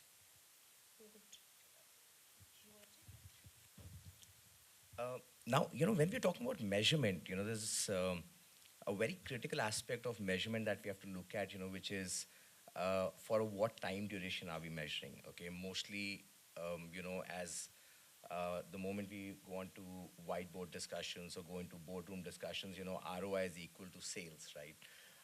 But when we're looking at the entire life cycle of the product, from a launch till the time when we're looking at scale coming in there, usually short-term campaigns will result into a very less multiplier of the dollars invested. Typically speaking, various studies suggest various numbers, but on average, they say about a 1.5, 1.7x, when you look at a short-term ROI on a dollar spent on advertising. But with a purpose-based intent, I think the life cycle and the time period of that particular study has to be a little longer. When we look at an year, 2 year life cycle, which is where, all of those aspects of stickiness and, customer returning, CAC getting down, all of these aspects come into play. In that time period, you also build a good share of voice as well, with the kind of reviews that are available today by the consumers on the social media platforms. Then comes, share of voice and, your CAC percentages and, as in the rate of your customer acquisition cost and, comes in the premium that Vikram was talking about, for the premium for the product. So today I may not be able to buy, say, a BMW, or maybe, when I was in my school days, I couldn't buy a BMW, but today is expensive, like way more expensive, and I can still afford a BMW, right? So that's the premium attached to the brand, when they continue with their ambition to sort of deliver that purpose and values that they promised earlier. I would like to add here, I think probably a little on the social side of it. So when we think of ROI, returns on investment, I think, it is not always about the revenue side of it. It is also about the trust you build in the market. It is also about how credible you become and how the talent retention is in your company, because it is also about, they're also looking at you, whether you are purpose driven or not. Then I think the real ROI for any company is in the crisis situation. So something has happened, no matter what, it has happened, and you are not able to even manage it well. But if you have actually built that trust in the market, so in that crisis situation, if the audience or the consumer is giving you, benefit of doubt or not, so probably that is where I think, this So Vivek, matters. yeah, so good. I mean, I think it's a perspective, but I would bring you back to that. No, it's you. If you're talking about a metric, if you're talking about measure, it has to be a tangible thing. Whether we did well, whether we did not do well, that is a brand equity. A lot of things add on to it. So the reason that most brands want to do a purpose, like, look, some philanthropists, they're starting a brand and they're like, no, no, no, my brand is going to be doing social good.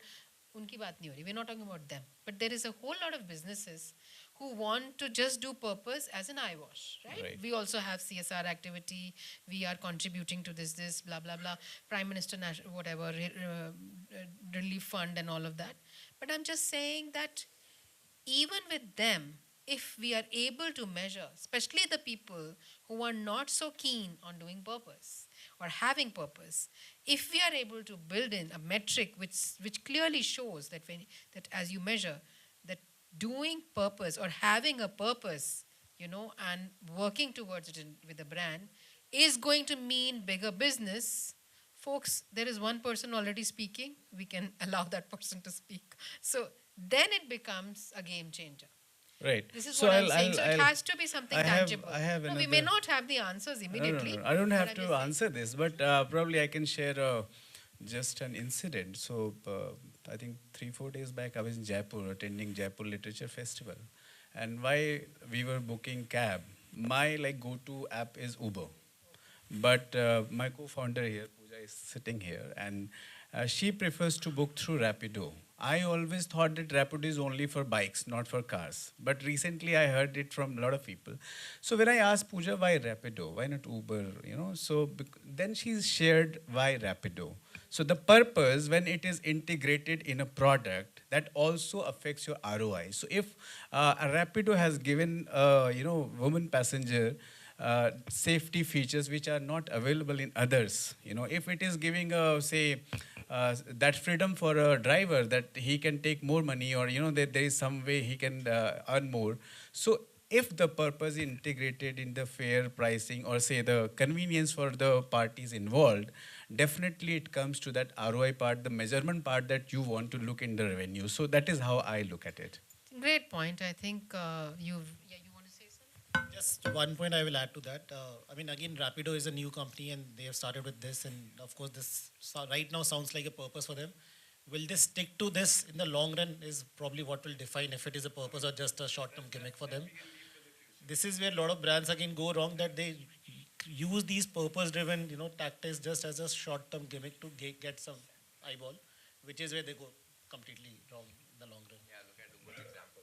Every brand who has done it, it has happened with them. Yeah. So, in keeping with, like, I think, the panel discussion word as such, I think we've abused and used it way too much. So, I always associate it with a little bit more interesting and exciting thing. And, you all know about, which is the most common, which is KWK, Coffee with Karan. And I think what introduced to the Indian audience was the rapid fire, I think. So yeah, so this is a surprise element for today, and all four of you should be. Yeah. You guys can be scared to death, but I am still going to play it because for the yeah. So I don't worry. Sorry. There is absolutely a hamper. It has all the good things that are sitting outside for you to eat. It is entirely sponsored by me and Sanya. So, for sure, sure.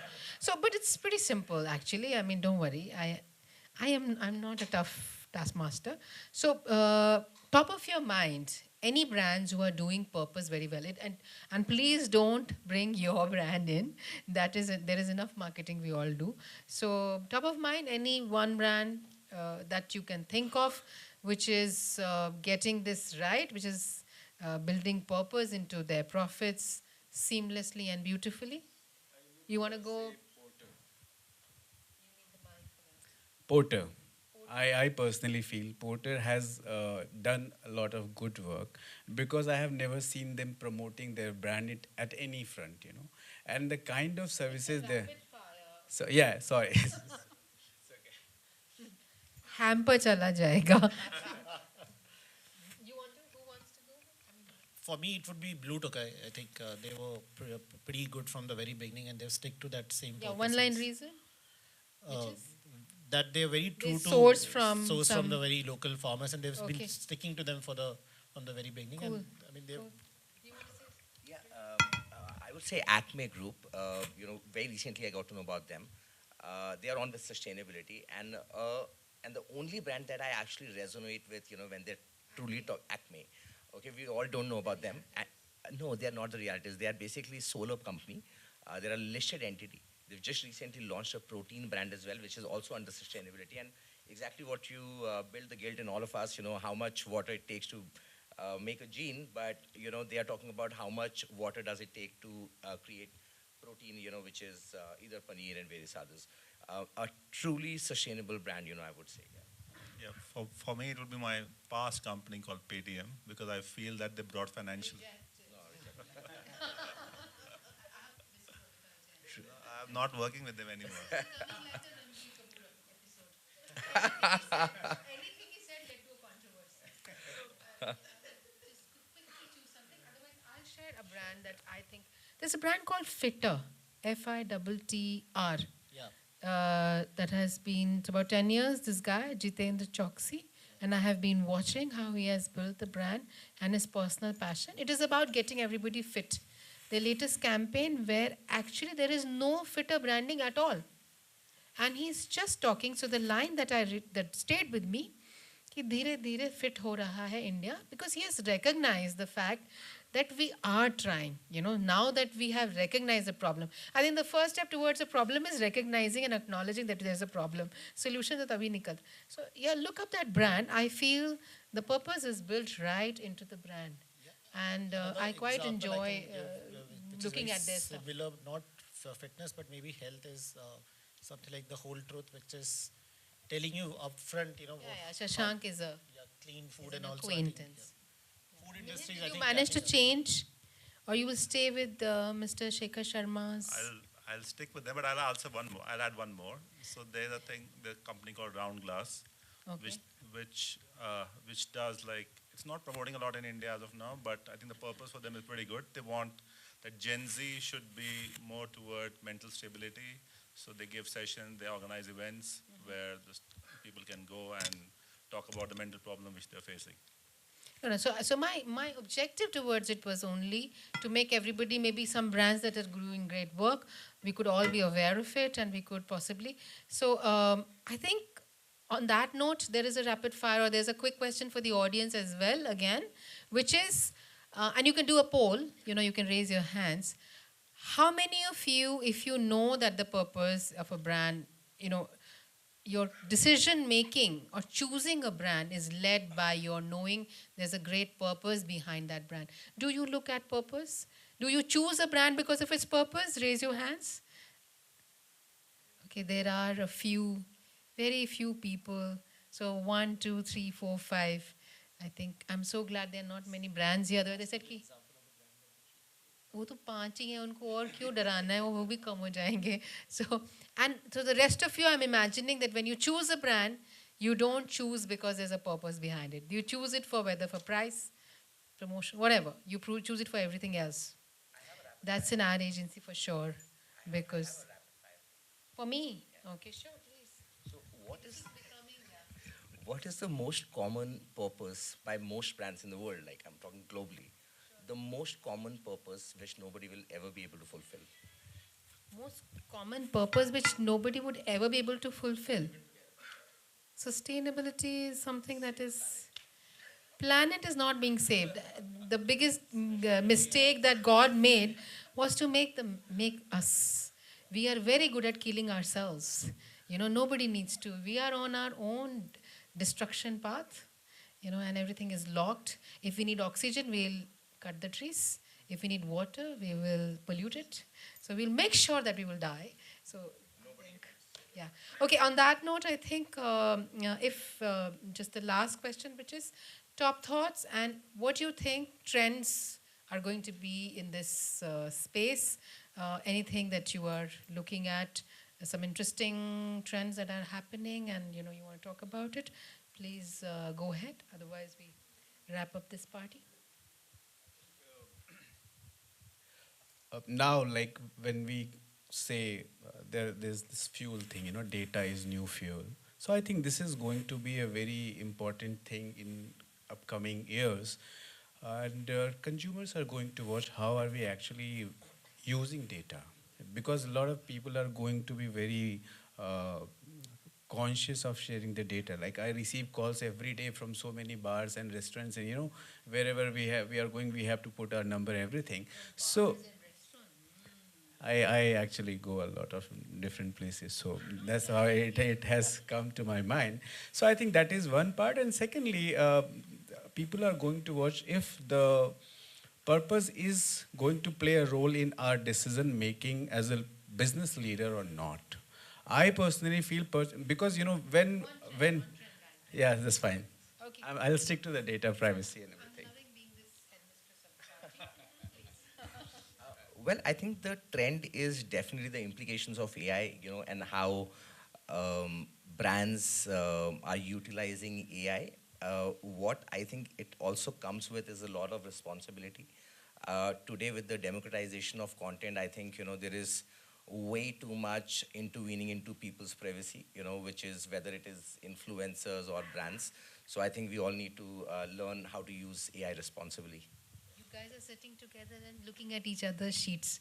Okay, yeah.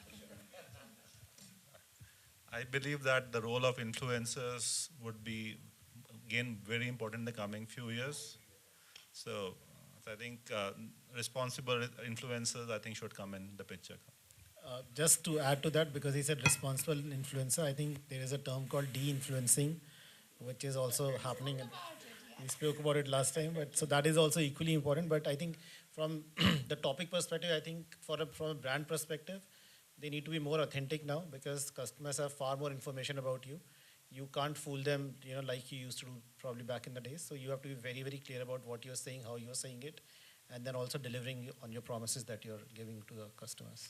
Absolutely. I think the only trend that I'm seeing is customers looking at brands that they can trust, and trust is not built by just saying that trust me. It has to be earned, and only the consumers can decide whether they trust or not. Mihir, on that note, by the way, you really got yourself into a trap. You are an influencer. You just won something for being the biggest influencer and all. So yeah, you better. I'm going to watch you how good an influence you are on all of us.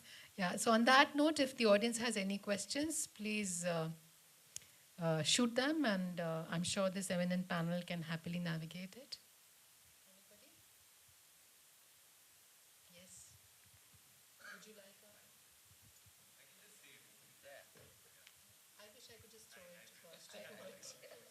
No, no, but then it would be a little purposeless. It's not so much of a question as an observation because I think Mihir spoke a lot about the Gen Zs and how they're really. Why don't you introduce yourself so we can get a context as to where are you coming from when you say Arjun, CEO of Runtime Solutions. of Runtime Solutions. So I run a digital agency called Runtime Solutions. Hi Arjun, happy to meet you. Listening into the topic, Prince is a very old friend and colleague. And so I think what Mihir was saying a lot about the Gen Zs and their involvement with brands and brands with purpose. I think for older audiences, so customer advocacy, right? So customer advocacy is also a spectrum. Not everybody can be as active or as energized. Yeah, there is graded activism or graded engagement. Yeah, true. So sometimes people who don't have the time or don't have the Bandwidth. they go for the easy cop out option, right? So something like I think I heard about ITC hotels. Sometimes you make a choice based on fine. ITC hotels is doing this. I would engage with this brand over another one, which I know would not be conserving water or not using solar or whichever energy source is green. So I think it's all very well to judge in terms of are you doing it actually. It again boils down to the same 80-20 principle. Not everyone is actively going to be able to do it. Some people are going to take the easier option and then they'll go for the brands who are at least walking the talk. So, for instance, I used to work with Tata Group earlier, right? And even the Birla Group has done so much for education, right? They built so many great institutions. They don't go out and talk so much about it. The Tata Group, does a lot of CSR work, when it comes to. So you're saying, so the distill that I'm getting is that everybody chooses their level of engagement and their level of expression. I want to share something because I did not at that point of time share this with you. There was a data point that was shared by Times of India almost about a year and a half back. And in fact, I have a cutting of it, which shows data that this generation, we keep talking about Gen Z, how evolved they are, how much they question everything, how aware they are and all of that. It showed data that the amount of fitness information they consume and how aware they are about fitness is 73% of Gen Zers are aware and very conversant with fitness. And then it showed data as to how many of them eat healthy. It was only 23 or 28%, something like that. So they have coined this term, which is this posturing. They will keep talking about something, doing something else. So let's not always believe everything that everybody is talking, which marketers always do because हम भी काफी झूठ बोलते हैं. हमें पता है हमारे consumer भी काफी झूठ बोलते हैं. On that note, it's going to be a wrap. Anybody wants to add something? But thank you so much to the audience and thank you so much to all four men who have had a great. I have had a great time. I hope you did too. Thank you so much.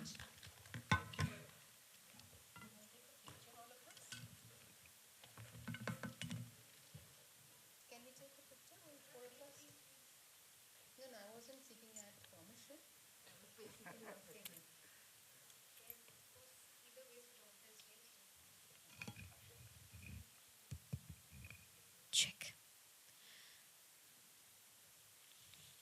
And on that note, of course, I would also request Zahara Kachwala once again to please come on stage to help us felicitate and honor these fantastic people who have led the conversation and held the baton for so long and helped us engaging into this beautiful driven concept as well. So can we again make some noise for all of them, please? Thank you so much, panel, for doing the honors for us.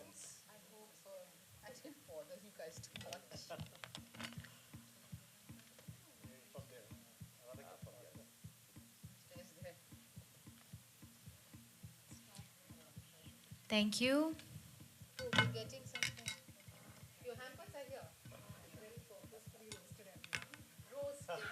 Yeah.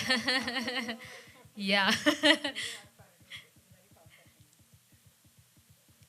Let's keep the cheer coming in. Thank you so much.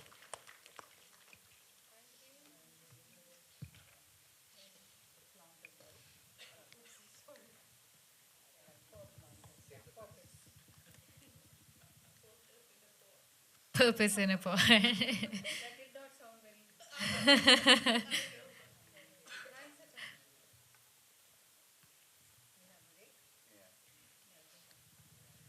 Thank you so much, sir.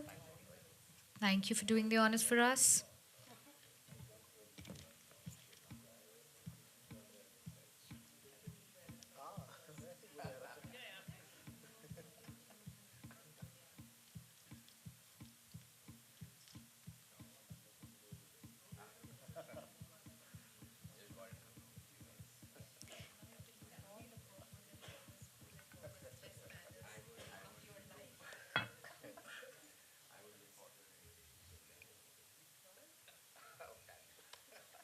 Thank you so much, sir. Pap photo miss हो गया.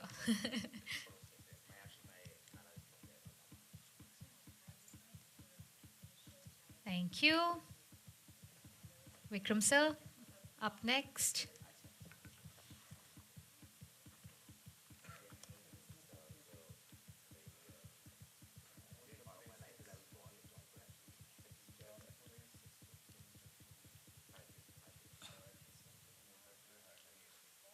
Thank you so much. Last but not least,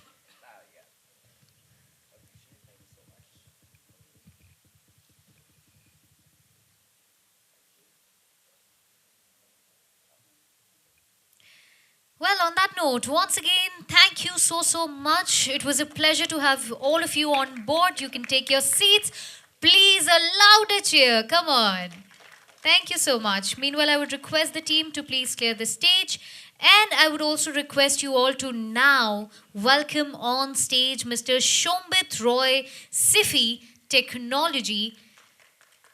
Are you here, sir? Oh, superb. Can we make some noise for Mr. Shombit Roy?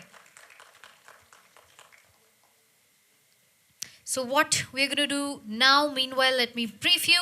It's time to move towards the next segment of the Maddox Award. For all those who have not won yet, now is your time, now is your moment. The Maddox Awards, the next segment, and of course, to do the honors, we have in-house Mr. Shombit Roy, SIFI Technology. While we are setting up, all right, thank you so much. Keep your fingers crossed as we move on to the best pop-up experience. The best pop-up experience, okay? And the best pop-up experience goes to Poila Paban 2025 by Mineshaft Media. Thank you, Roy sir, for doing the honors. Joining on stage is Team Mineshaft Media. Thank you so much.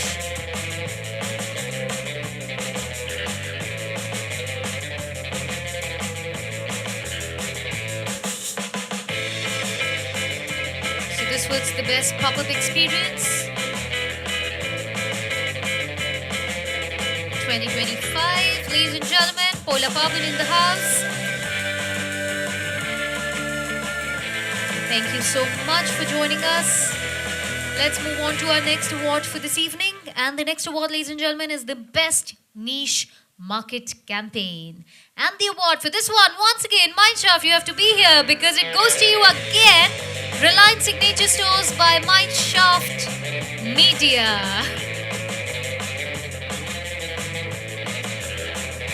Back to back, two set of awards. Congratulations on the win.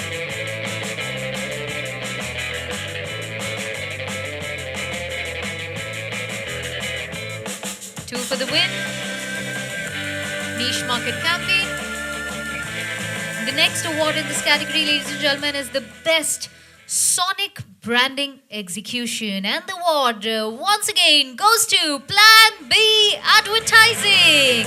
Hashtag Ujeevan, easy, easy. Well, I've got to see the campaign. Seems like an interesting one. Bagging you so many awards. Hashtag Ujeevan, easy, easy. Once again with this, Plan B Advertising in the lead. Nians, I hope we are catching up soon.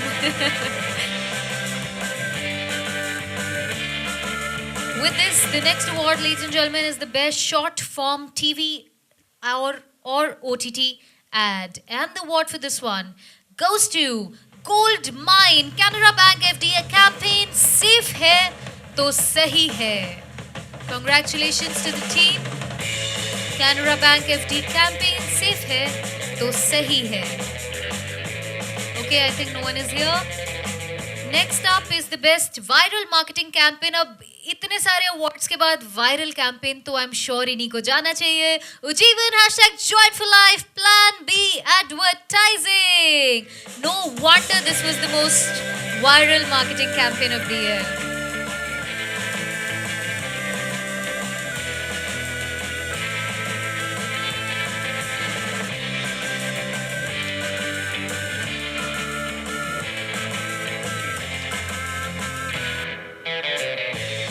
Next up is the best paid search campaign.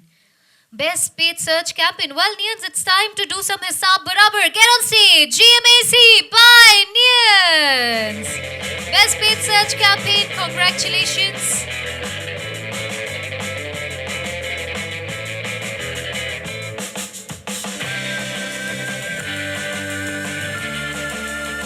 Team Nians once again on stage. This is for the campaign GMAC.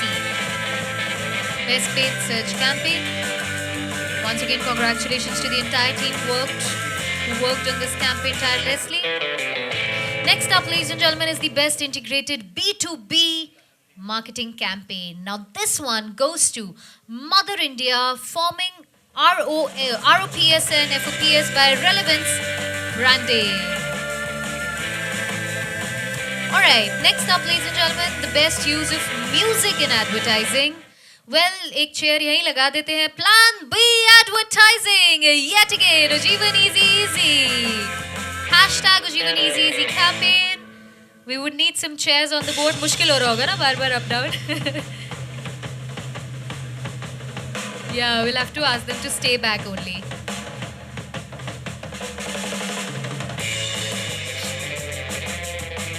The next up, ladies and gentlemen, is the best rising star in marketing. And the rising star in marketing goes to Anil Kumar. Do we have Anil Kumar in the house?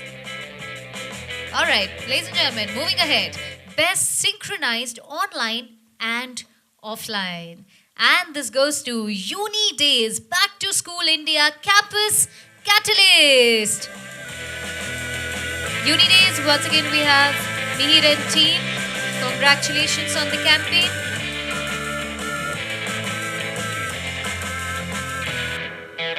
Back to School India Campus Catalyst.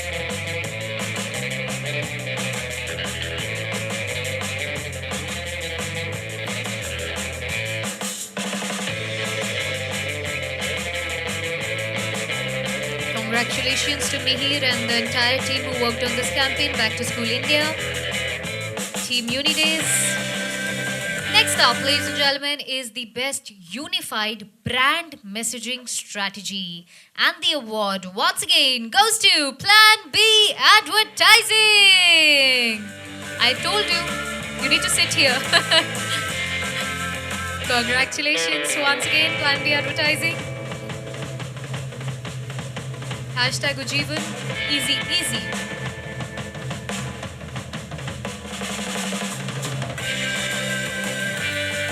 Next up, to give them once again a little bit tucker, best ROI focused marketing campaign goes to Antara by Nians. This one is Antara. Once again, Team Nians on stage. Best ROI focused marketing campaign. Congratulations to the entire team for doing the job beautifully. ROI focused marketing campaign.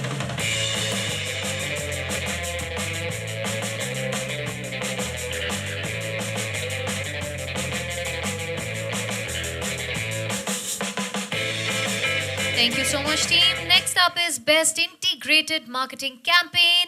And once again, Mineshaft Media for Poila Parbon 2025. Best integrated marketing campaign. Thank you so much for giving us your entries. And of course, for the fantastic win.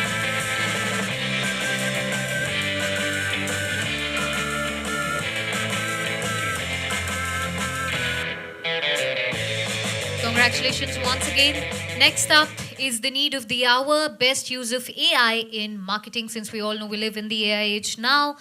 The award for this one goes to the Craze Tribe Anthem by hashtag Orange. Team hashtag Orange, back on stage with your family pack, baby. Come, come.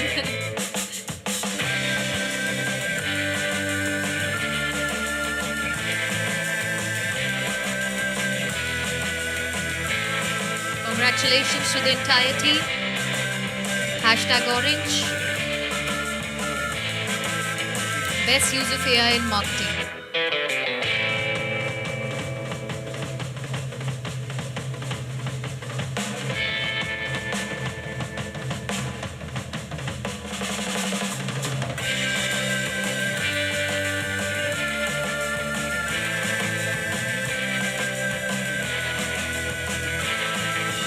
Next up, ladies and gentlemen, is Best Digital Brand Strategy. Once again, aa jao वापस, Plan B Advertising.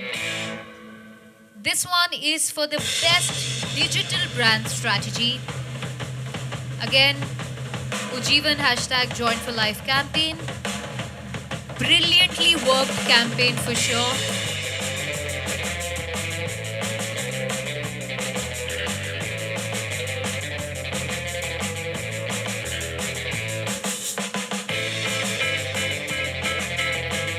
Well, hashtag Orange, I will suggest you not to get too comfortable because it's time for you to get back on stage, because the next award is the Best AI Generated Content Campaign, and this one you get for the campaign Safar Ye Chill Wala, one song, 6 genres by hashtag Orange.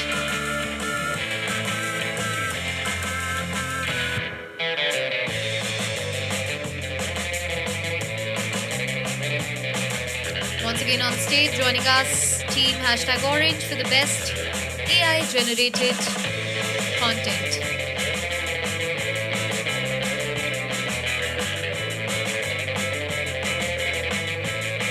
Congratulations to the entire team.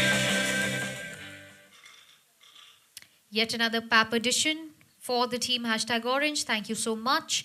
Next up, ladies and gentlemen, is Best Omni-Channel Experience. And the award for this one, once again, goes to Nians for the campaign JK Max Paints.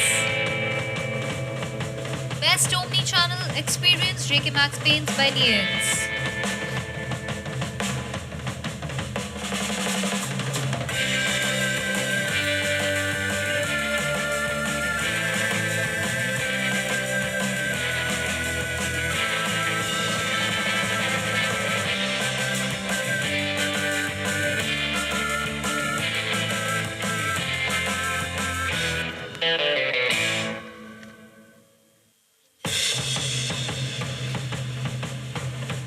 Congratulations. Well, the next award is a very, very important award. It is the Agency of the Year award. Any guesses for this one? Let's go. Clearly, Plan B Advertising, Agency of the Year. Well, it was clearly something that we all saw coming. Congratulations to the entire team for the brilliant work you have put in throughout the year.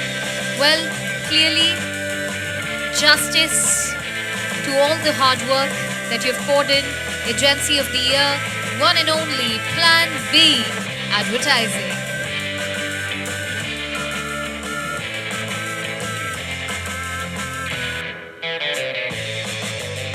Thank you so much. Congratulations. Well deserved. Now, ladies and gentlemen, it's time for our next segment, the Fireside Chat. The topic is very interesting since I just mentioned we live in the AI age. So the topic is generative AI and the new creative renaissance with, of course, what's in it with regards to the do's and their don'ts. And to talk further, our first speaker for the day is once again on stage. I would request you to come, Zahara Kachwala, co-founder and CEO, Right Knowledge Labs. Zahara is the co-founder and CEO of Right Knowledge Labs with over 20 years of experience in thought, leadership content, business communication, and technology-led storytelling. She founded Right Knowledge Labs a decade ago, building it into one of India's leading digital content agencies with strong multinational client partnerships. Joining her on stage is Shweta Srivastav, Senior Vice President, Marketing and Digital, Usha International. Can we also make some noise for Shweta ji? थोड़ी सी ताली बजा दो यार. Thank you. Shweta Srivastav is a digital and integrated marketing leader with over 18 years of experience driving strategy, execution, digital transformation across global organizations, a pioneer of digital marketing in India. She began her journey in the early 2000s and is currently leading the marketing and digital at Usha International. So ladies, I think it's over to you now. Let's all have a great session.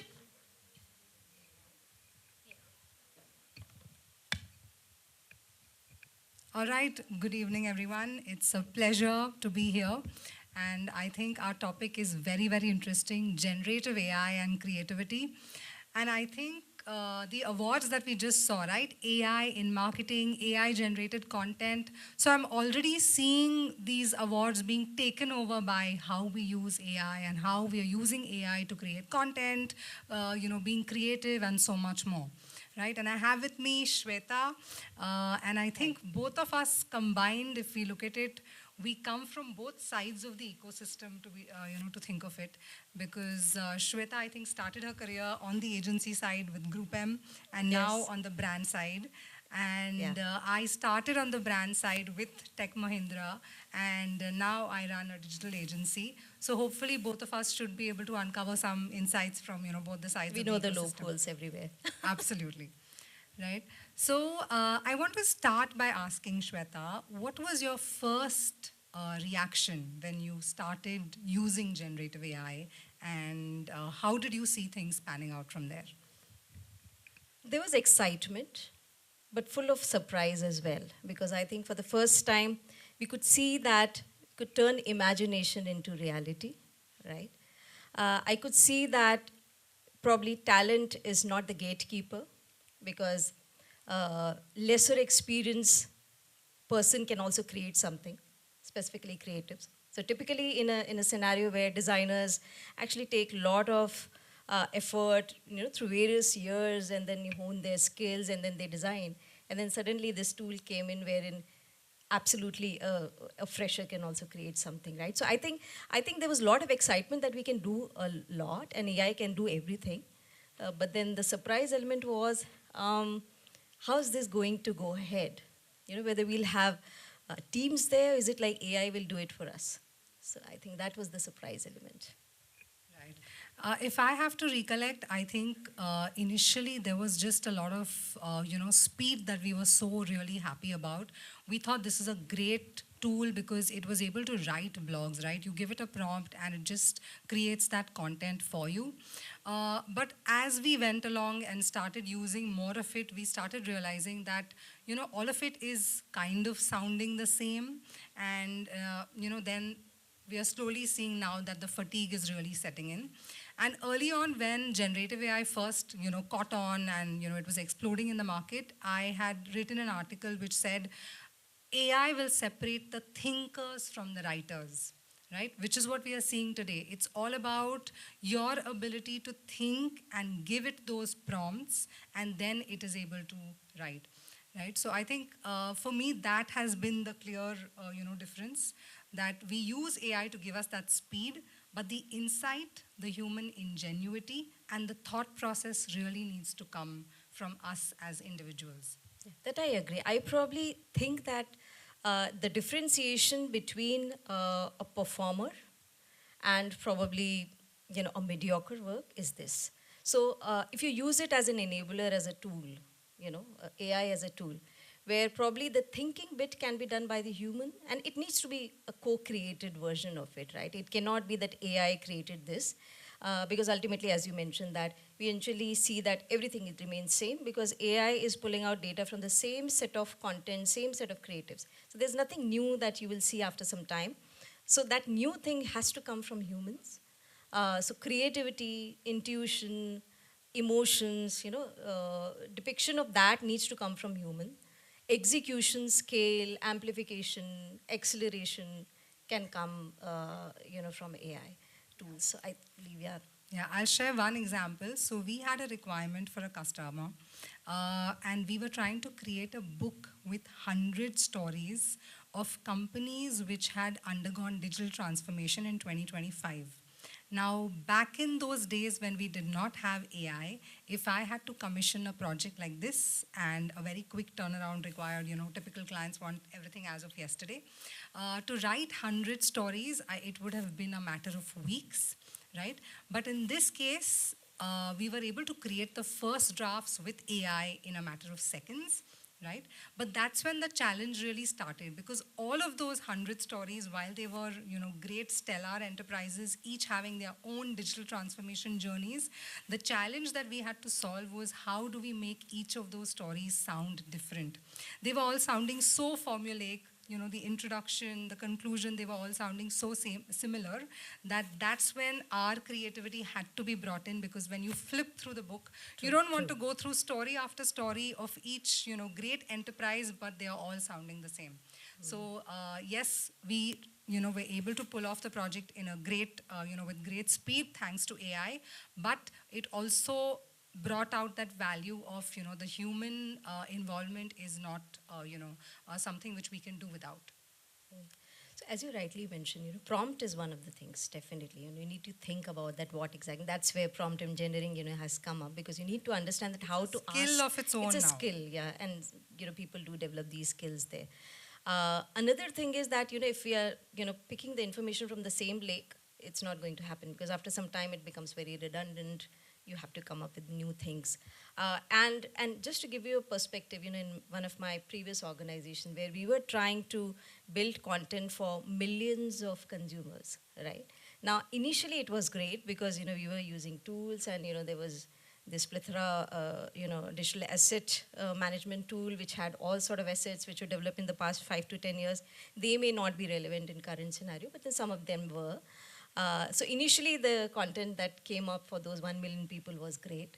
But then after that it was like, what next, right? Because it's picking the same information, from the content repository again and again. And I think this is where, Working on historical data. Correct. So this is where, human needs to intervene, because, and we need to understand that what is that time. So, while we do segmentation, we do have segments of profiling of people, and we can say that, okay, this profile of people should get this kind of a content, or, this is the optimized creative that we need to deliver. But then eventually we need to come up with new stories. And it will be always tried and tested if we only use AI, because it will never come up with a new storytelling there. Right. I think what it's also, bringing out is that if everyone has AI in their hands, and if everyone can create, what it's allowing us to create, what is that one skill that really becomes invaluable, right? And how do we go about developing that skill to survive in this AI era? Any thoughts? So, see, we are at a very, initial phases, right? So here I believe that the survival skill will be, first of all, get to know the tools well, right? So you may be having some tools which are creating, from images they are converting into videos. Yeah, and there are a whole lot of whole them lot today. of tools, right? You have, so many of them, right? We use it. Copilot is there Claude. for organizations for building, improving your productivity. Then you have Jasper, for marketing and messages and all of that. Pika Labs for, converting from image to video. So there are so many other tools. How to use these tools? I think currently what is important is to first of all understand how to use this tool to make yourself more effective, or your probably creative asset more effective rather than. But I know that after a few years, when people will know that how to use, and because there's so many of tools, you can't be using everything. So first of all is kind of having a roadmap for every organization, that what is your AI roadmap, what are the tools that are, what are the use cases first of all, and then to build those use cases, what are those applications that you have to build, and then which all tools to use. So that's the kind of roadmap that we have to build. After 2 to 3 years, I'm sure that you will have to come up with more ideas, because by then you will understand that which tools would work for my organization. And that's a more evolved state, right? Where you have decided the tools, now what is the skill which is needed?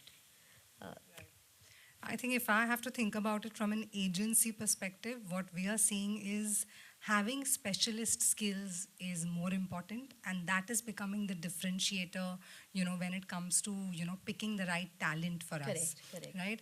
If I have a designer who is trying to create an image using AI, and he has an understanding of photography, for example, right?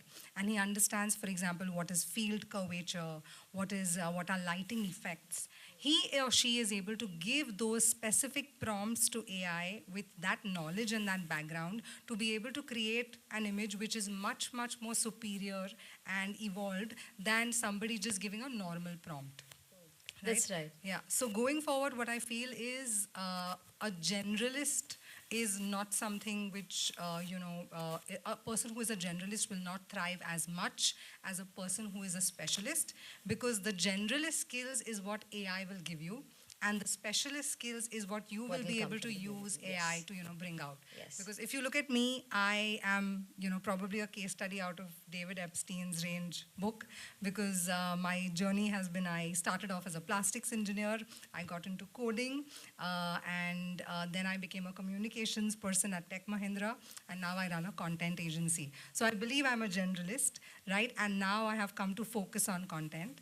So I feel if you have that range of experience, today, it's great, but AI gives you that as collective intelligence, so you don't really need to, go into that detail.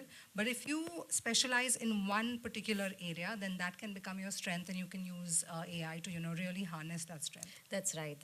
I believe that's the first step when I said that, there's so many tools available, so what is relevant for you?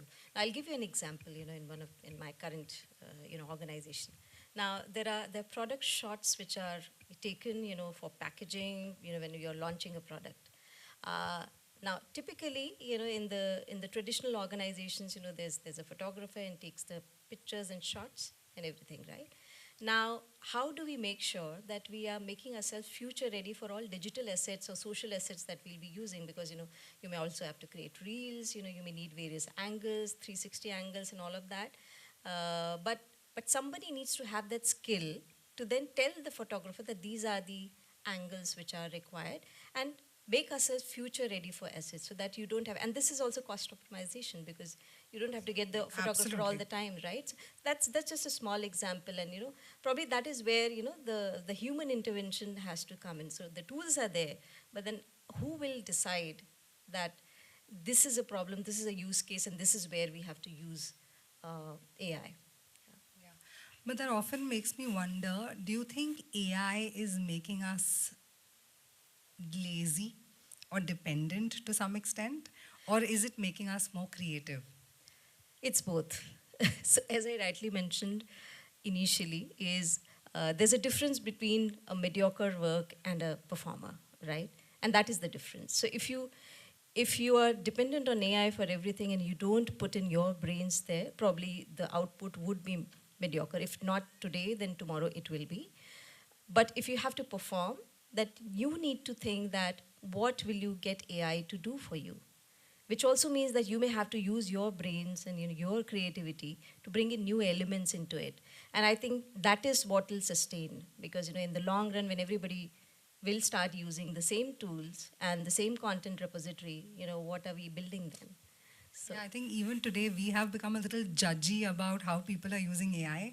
When you see a person who has sent you an email which is, just a direct AI generated, output without putting their own mind and thought to it, you automatically make that judgment that, okay, this person is, it's just ChatGPT. I don't know, right? because I use a lot, so I may not be too judgy. Right. But what happens is, see, there's something which is, so I'll give you an example. Yeah, but I'm sure what you create is, not generic, right? When you Correct, see correct. something coming towards you which is generic, you tend to feel that, okay, this is just a chat GPT output. Where is your thought in it, Yeah. right? So I'll tell you an example. When I started my career, Google came in, right?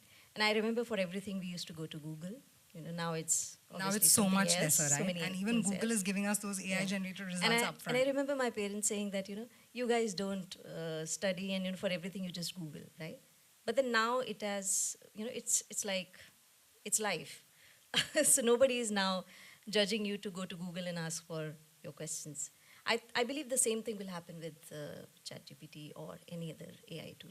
Yeah, but I think the differentiator for talent will be you have to separate yourself into that group which puts in that effort and input, right? Sometime back, I met up with the dean of a very leading B school in Mumbai.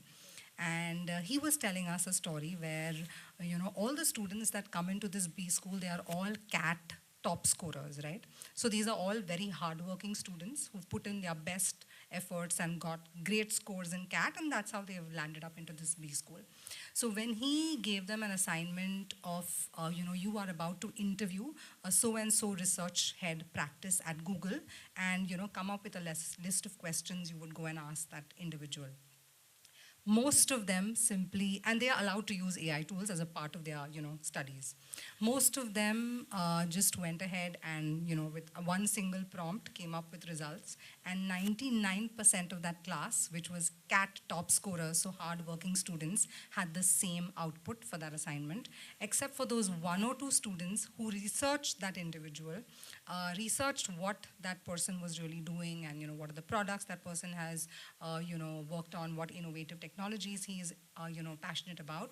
And then they gave inputs and got that output out, right? So it's clearly going to separate those people who are going to be lazy with AI and those who are going to be intelligent with AI. Basically, human AI co-created. Absolutely. That's something. Absolutely. Right. I'm going to be a little cognizant of time, and I think we're going to quickly move ahead with, we can do a quick rapid fire maybe. All right, so let me begin by asking you, Shweta, in one word, what do you think is the future of creativity with AI? Maybe AI metaverse. Okay. Because it's bringing imagination to reality, and that's the area where we have so many, imagination and so many, no science there, but then so much of virtual thinking that is there, but nobody sees that what is there. All right. What is that one thing you would not do using AI? Maybe, so nowadays I see a lot of videos, with kids, right, children in it. I think that's not something that, there needs to be proper guardrails of using AI.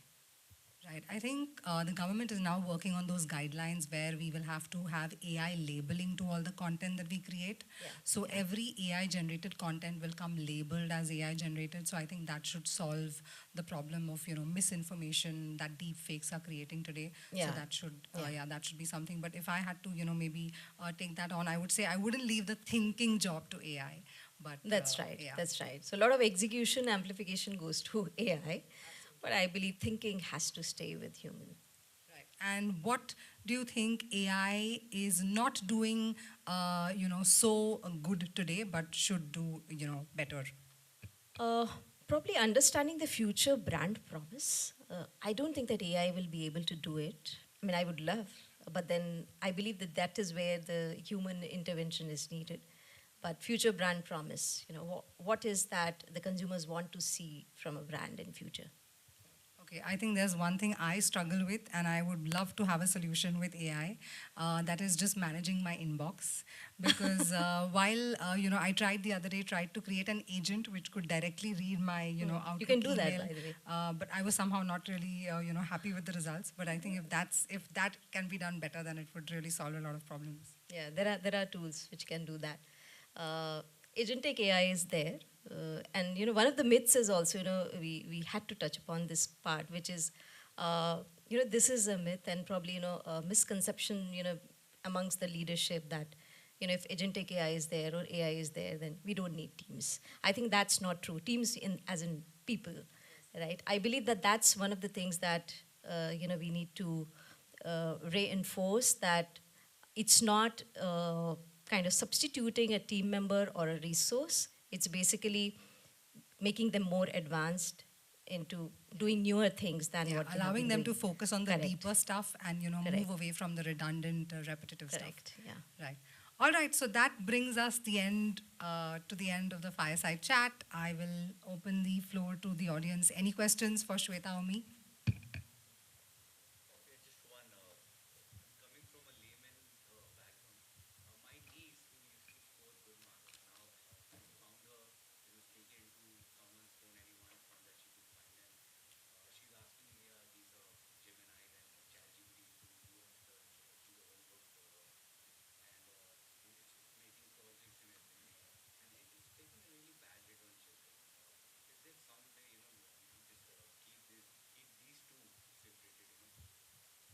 True, true. I touched upon that. I believe that it's actually hampering the cognitive skills of children, right? Absolutely. And as you mentioned, that government should have proper guardrails and guidelines of usage of AI.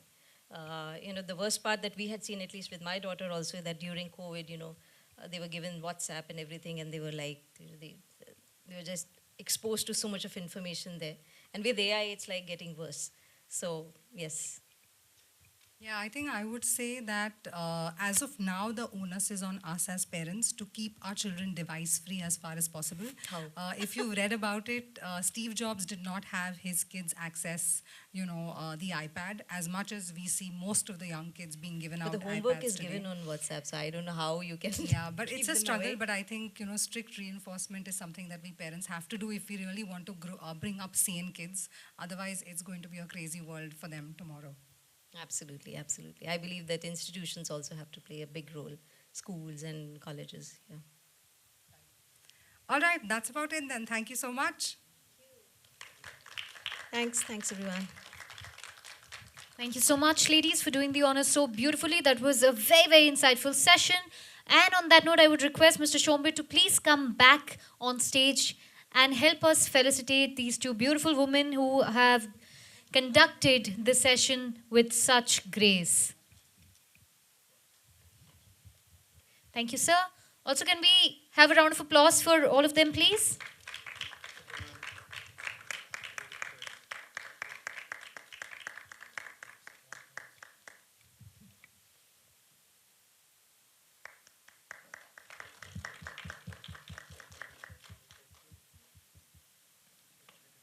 Thank you so much, ma'am.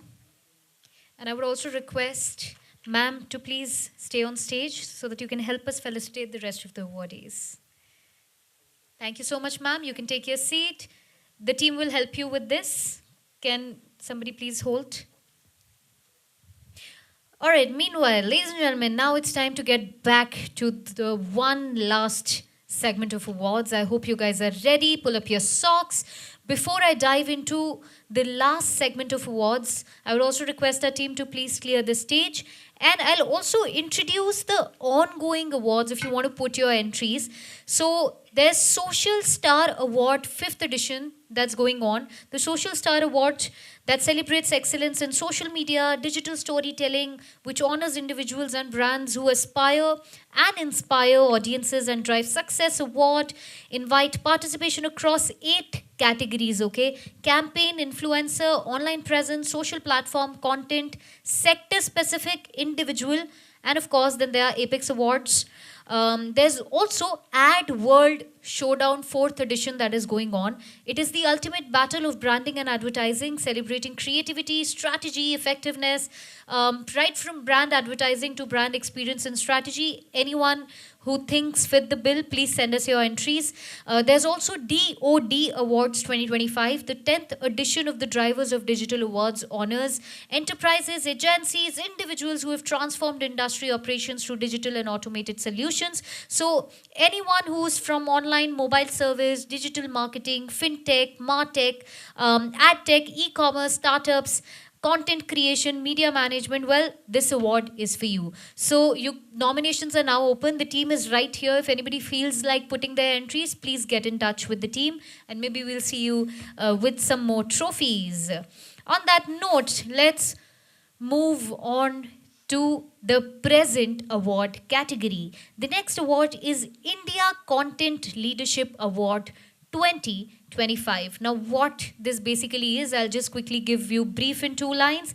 We're going to celebrate excellence in content analytics and insight-driven storytelling in general. This prestigious platform recognizes individuals, teams who have demonstrated outstanding expertise in leveraging data, intelligence, and of course to drive impactful content strategies. So in today's evolving digital ecosystem, we all know content is still the king, no matter how much of intrusion of AI we have. So let's appreciate the art and let's move on to the first award in this category, the ICL award.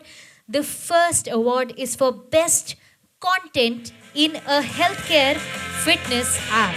And of course, the award goes to You Matter, an SUD Life Wellness app. If you're around, please come on stage. For now, let's move on to the next award, the best content in a BTL marketing campaign. It's once again SUD Live, Desh Ka Insurance campaign. Congratulations to the team. We'll send you the awards. Next up is best entertaining content on social platform. And the award goes to A Century of Stories, India. Do we have someone from the team here? All right. Moving on to, oh, you are here. Superb. Yay. The best entertaining content on social platform, A Century of Story, India. Congratulations to the team for the campaign. Welcome. Can we please have a loud round of applause for them?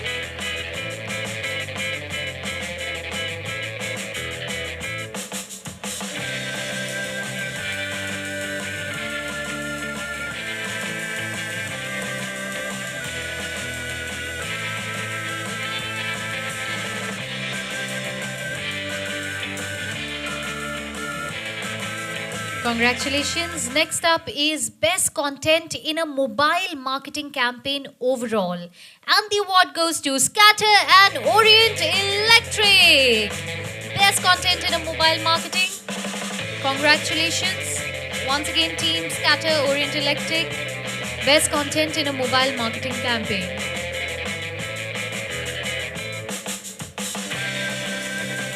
Next up, ladies and gentlemen, after this is the best business or financial content on radio or podcast. And for this one, the award goes to ICICI Lombard AI Generate Jeet Ka Vishwas Anthem. Congratulations to the team, ICICI Lombard. Next up is best business or financial content on social platforms. And the award for this one goes to Compounding Mindset. This one is for Access Mutual Fund. We have someone from the team. Congratulations. This is best business financial content on social platform.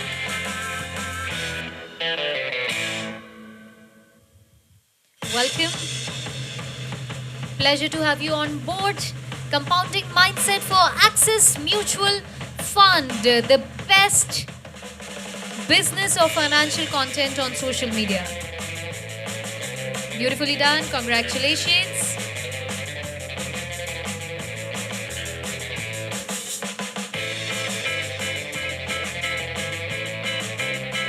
All right.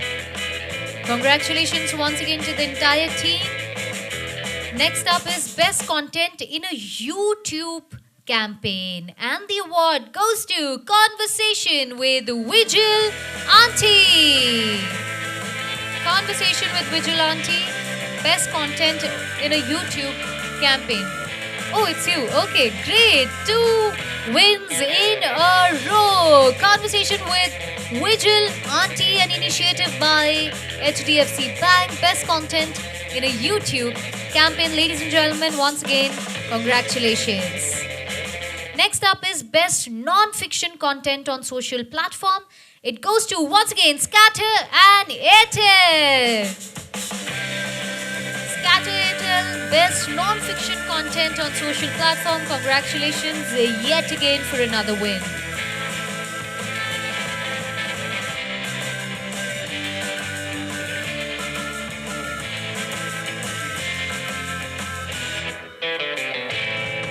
Congratulations. Next up is Best Educational Content on Social Platform. And it once again goes to Compounding Mindset.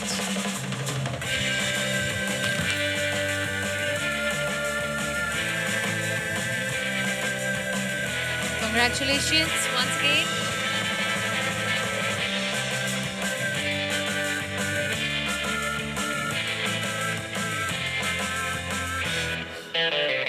Superb. Compounding Mindset, 3 wins in a row. Best educational content, well done. Best content in an automobile blog or website. एक बार फिर से team Scatter on stage. Scatter JSWMG Motor India Private Limited.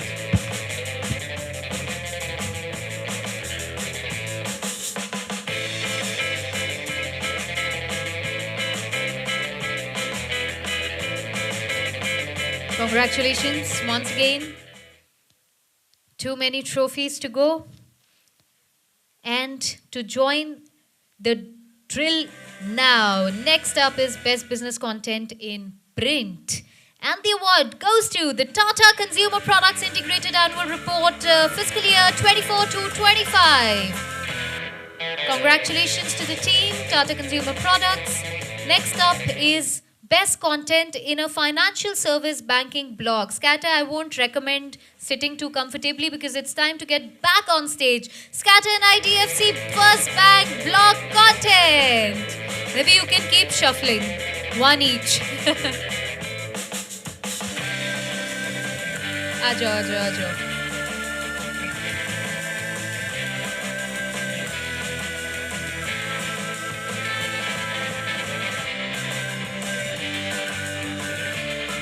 Congratulations once again. This is Best Content in Financial Service Banking Blog or Website.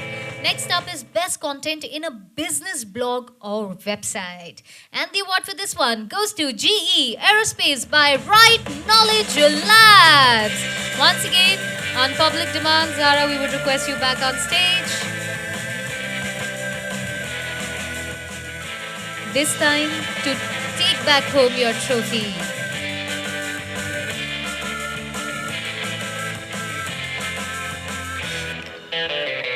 Congratulations for the win, well deserved. Next up is Best Fiction Content on Social Platform, and the award goes to SUD Life Ka Funda with CA Rachna Ranade.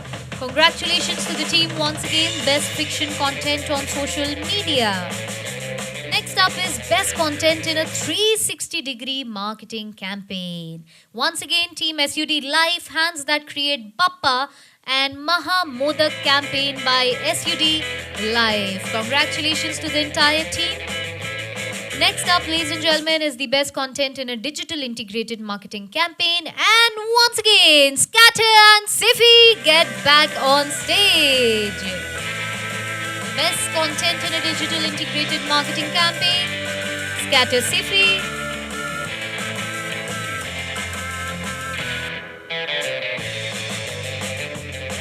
Clearly a beautiful integration between Scatter and Sifi. What a beautiful partnership, bagging you awards.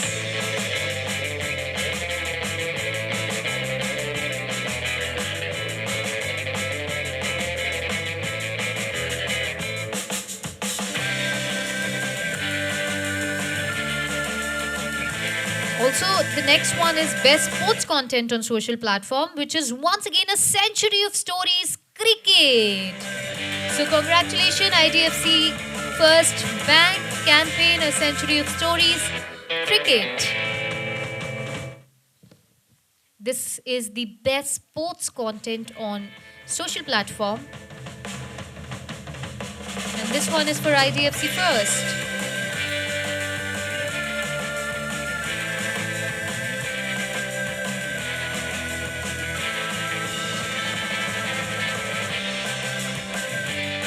Congratulations. I think you should also get best dress for the evening tonight. Beautiful, beautiful. Well, on that note, ladies and gentlemen, next up is Best Content in Healthcare Fitness Blog or Website. And the award goes to Introduction of KSR TC Arogya by KSRTC. Congratulations to the team. Next up, we have best content in an e-commerce website by a retail brand. And this one goes to e-com website design and development for Century Ply Interactive Bees. Congratulations to the team, Bees and Century Ply.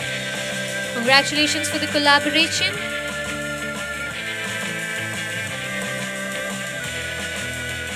Well done for Century Ply Interactive and Bees. This one is the best content in an e-commerce website by a retail brand. Congratulations on the win. Fantastic. Next up, ladies and gentlemen, is the best educational content in print. And the award goes to Mumbo Jumbo by Baroda BNP Paribas Mutual Fund.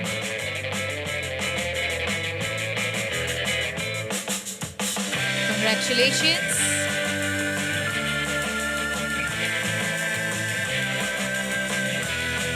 Welcome, sir. This is best educational content in print.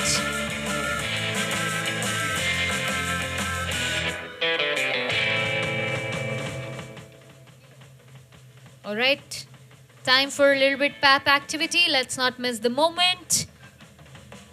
Congratulations on the win. While the pictures are being taken, let me introduce our next category. That is the best entertaining content on social platform. Once again, a century of stories, India. You have clearly entertained people on social media with your content. A century of stories, India. Thank you for sending the entries. Well deserved.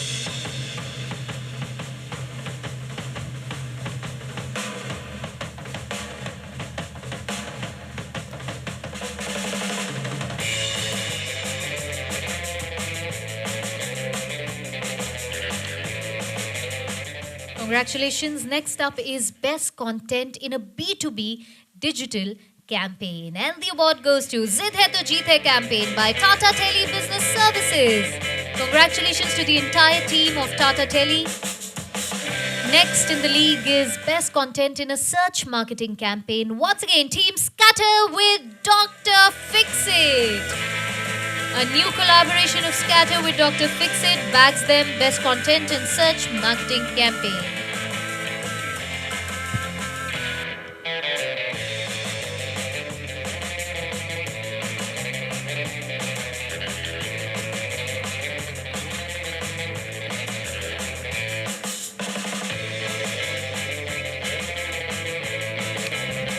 Thank you so much, team. Next up is best content in a digital media campaign for a cause. And the cause was Conversation with the Vigil Auntie. Seems like a very cool name. बजा दो यार, ताली अच्छे से बजा दो.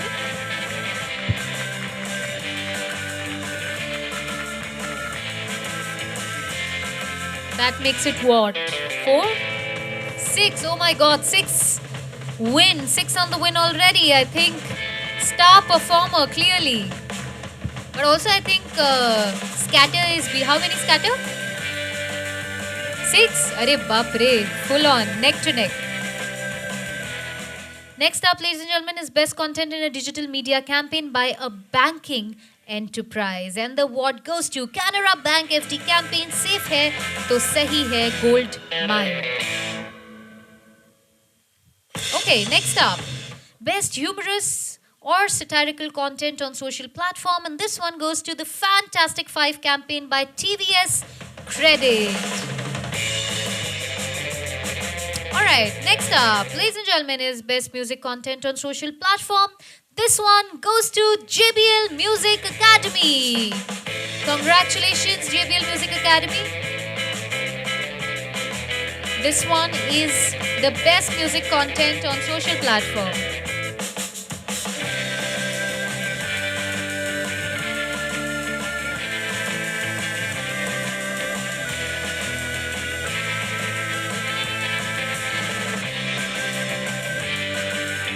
Next up is best content in an educational blog or website. And the award goes to Jagran Josh. Congratulations, Team Jagran Josh. Best content in an educational blog or website. जागरण जोश पूरे जोश के साथ स्टेज पे आइएगा. Let's get that family picture packed and recorded with hoots and smiles. थोड़ा सा शोर मचा दीजिए, बाकियों के लिए भी बहुत मजा आ रहे थे. Well deserved win, जागरण जोश. Best content in an educational blog or website. Well deserved.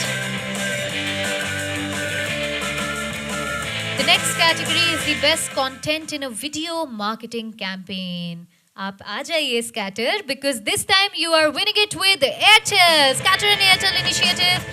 Best content in a video marketing campaign.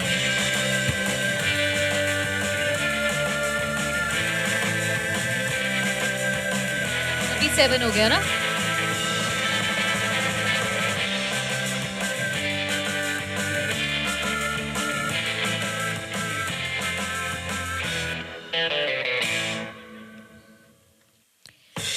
Next up, ladies and gentlemen, is top content agencies independent.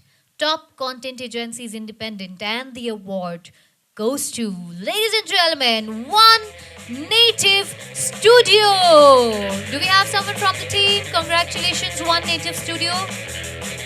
Well, my heartiest wishes to the team of One Native Studio, but this award is jointly shared by yet another agency. Top content agency independent also goes to Right Knowledge Labs. Ladies and gentlemen, please once again give it up for Sahara.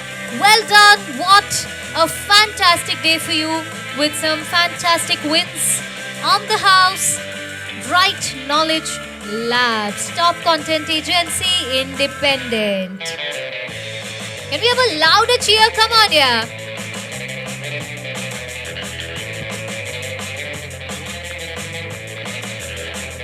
Thank you so much. Thank you. Well deserved.